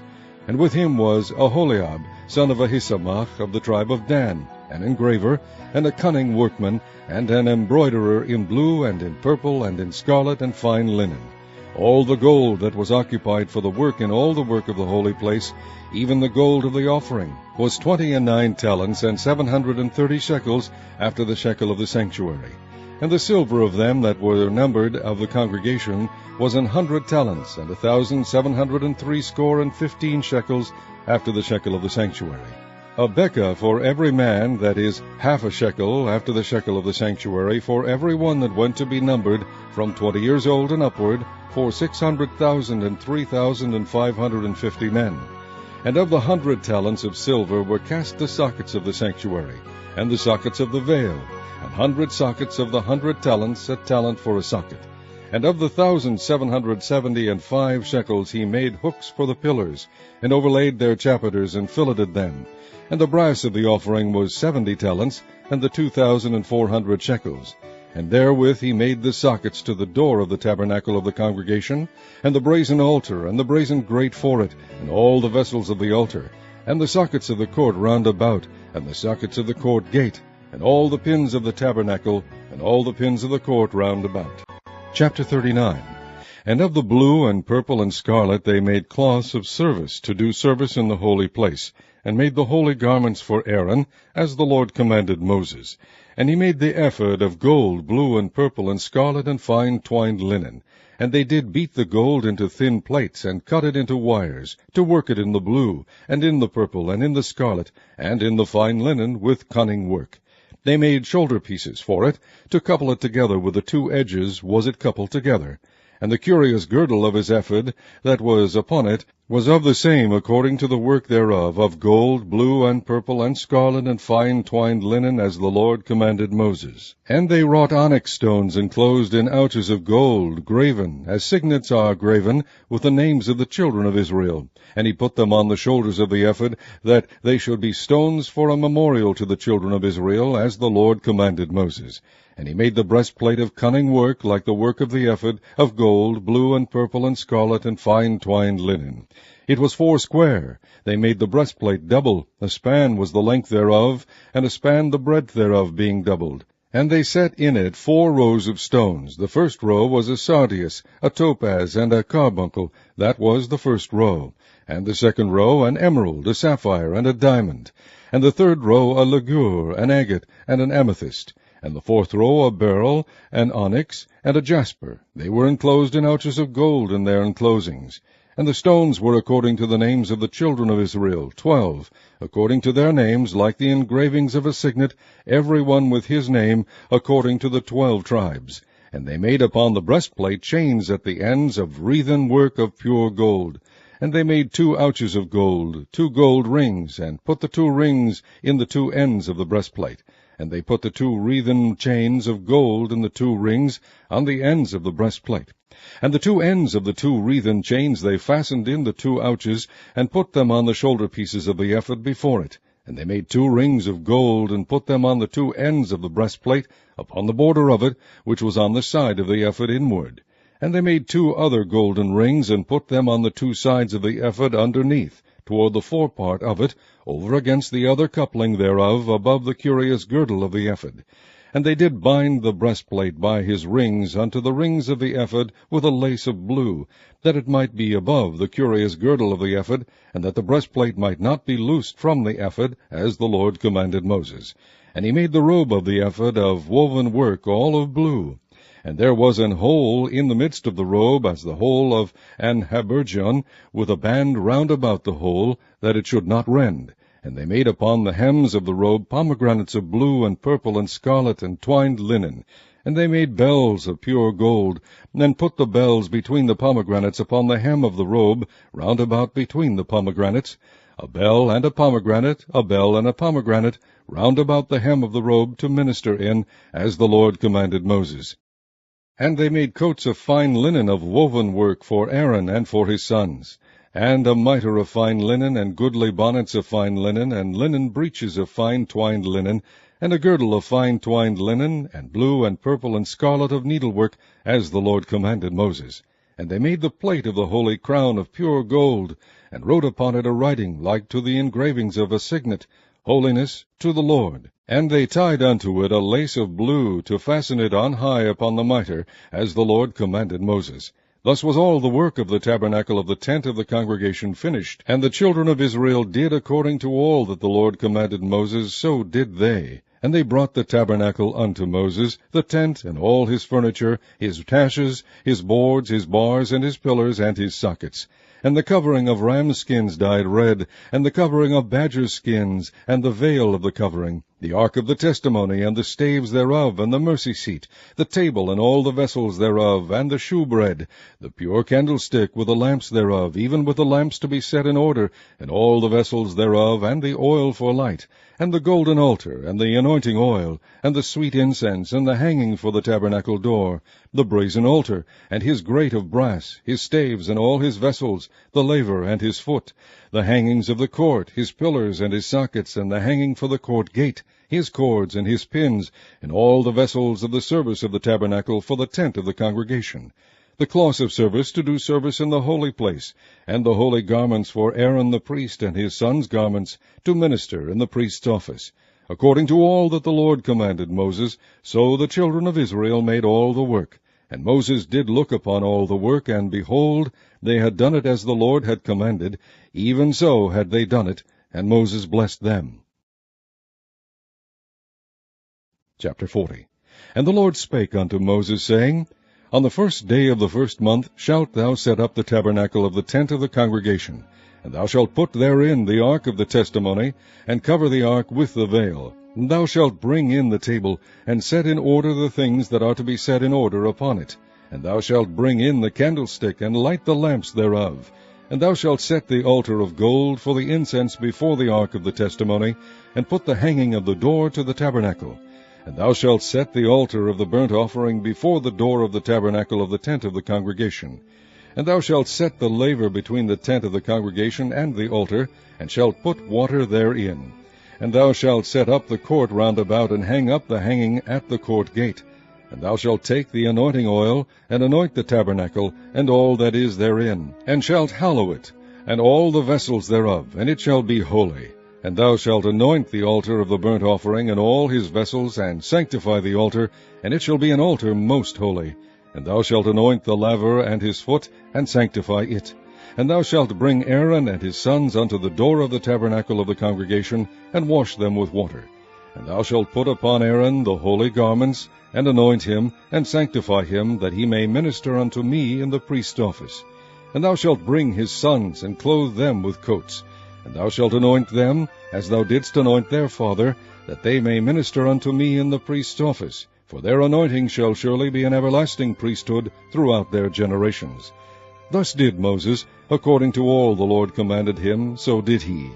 And it came to pass, in the 1st month, in the 2nd year, on the 1st day of the month, that the tabernacle was reared up. And Moses reared up the tabernacle, and fastened his sockets, and set up the boards thereof, and put in the bars thereof, and reared up his pillars. And he spread abroad the tent over the tabernacle, and put the covering of the tent above it, as the Lord commanded Moses. And he took and put the testimony into the ark, and set the staves on the ark, and put the mercy seat above upon the ark. And he brought the ark into the tabernacle, and set up the veil of the covering, and covered the ark of the testimony, as the Lord commanded Moses. And he put the table in the tent of the congregation, upon the side of the tabernacle northward without the veil. And he set the bread in order upon it before the Lord, as the Lord had commanded Moses. And he put the candlestick in the tent of the congregation, over against the table, on the side of the tabernacle southward. And he lighted the lamps before the Lord, as the Lord commanded Moses. And he put the golden altar in the tent of the congregation before the veil. And he burnt sweet incense thereon, as the Lord commanded Moses. And he set up the hanging at the door of the tabernacle. And he put the altar of burnt offering by the door of the tabernacle of the tent of the congregation, and offered upon it the burnt offering and the meat offering, as the Lord commanded Moses. And he set the laver between the tent of the congregation and the altar, and put water there to wash withal. And Moses and Aaron and his sons washed their hands and their feet thereat, when they went into the tent of the congregation, and when they came near unto the altar, they washed, as the Lord commanded Moses. And he reared up the court round about the tabernacle and the altar, and set up the hanging of the court gate. So Moses finished the work. Then a cloud covered the tent of the congregation, and the glory of the Lord filled the tabernacle. And Moses was not able to enter into the tent of the congregation, because the cloud abode thereon, and the glory of the Lord filled the tabernacle. And when the cloud was taken up from over the tabernacle, the children of Israel went onward in all their journeys. But if the cloud were not taken up, then they journeyed not till the day that it was taken up. For the cloud of the Lord was upon the tabernacle by day, and fire was on it by night, in the sight of all the house of Israel throughout all their journeys.